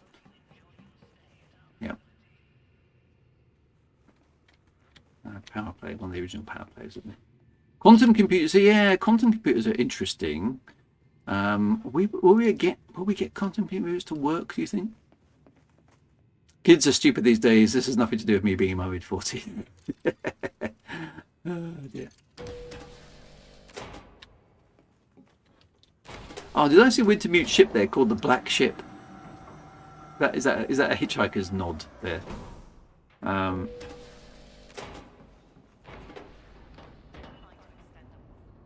Yeah, people assume that everyone would get more and more computer literate, but touchscreens and idiot proofing have caused a collapse in that department. The other thing that we've noticed is that giving everybody access to loads and loads of information doesn't seem to have improved the general intelligence and thought processing of people, does it? You know that thing we had when we said, lack of access to information is what's causing everybody to slow down, not be productive? It wasn't that. Wintermute says, no, not yet. Docking computer doesn't want to enter the station. Okay. Oh, well, I can see some people here. There's Commander Sidewire. Look at the crew are here. Commander Robus, Commander Sidewire, and Commander Harkonnen is here. Good to see you. Right, let's all go stand by the windows because that's the good thing. I've got unscanned. Oh, there we go. Commander Artemis Watt. Yay. Excellent. Good to see you, sir. Everyone's here. This is quite an interesting station. Oh, look, hang on. There's a big ship outside. Who's that? Would you like to earn some credits? You might have to bend the law. That's nice. Yay. Whee! I like the fact you can do that. That's pretty cool.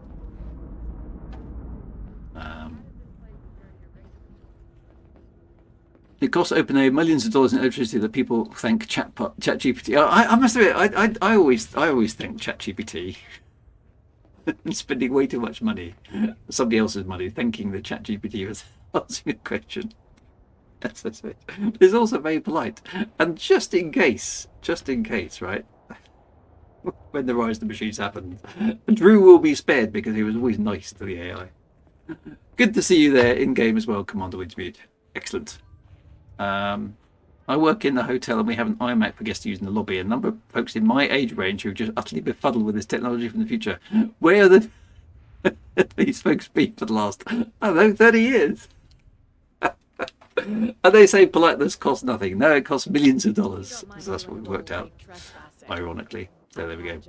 Anyway, good to see you, Commander Harkonnen and Commander Wintermute GB, Commander Artemis Watt, Commander Rogus, and Commander Bograt is here. Now, Mr. Bograt, we need to have, and Commander Sideway, we do need to have words, Mr. Bograt, about the behaviour of the Hutton orbital truckers, right? Because I don't think they're welcome as effusive as I would expect.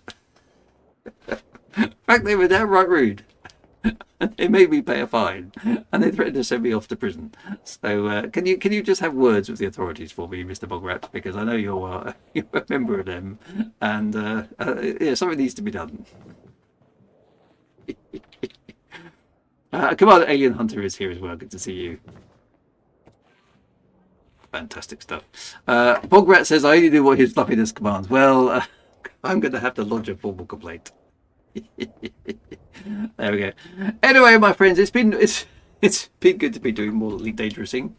And seeing the new ships and all sorts of good stuff. So thank you very much for your company this evening. I hope you found it entertaining. We'll definitely be here next week. There's more Archimedes Elite on Monday, which is going to prove to be a little bit more interesting, I think, going forward. Obviously more Elite Dangerous next week. I think the Elite Dangerous stream the following week might be off again, I'm afraid, because it will be my birthday, and doubtless stuff will be happening to me, as it were. So yeah, more cheating going on, absolutely. But we ought to do a raid, because I forgot to do that last few weeks. So find me an Elite Dangerous player who doesn't have many views on Twitch, and we'll go across and raid them, because it's only fair to spread the love, because I got a nice raid earlier on. So, and thank you for that, Commander Warpath. But find me a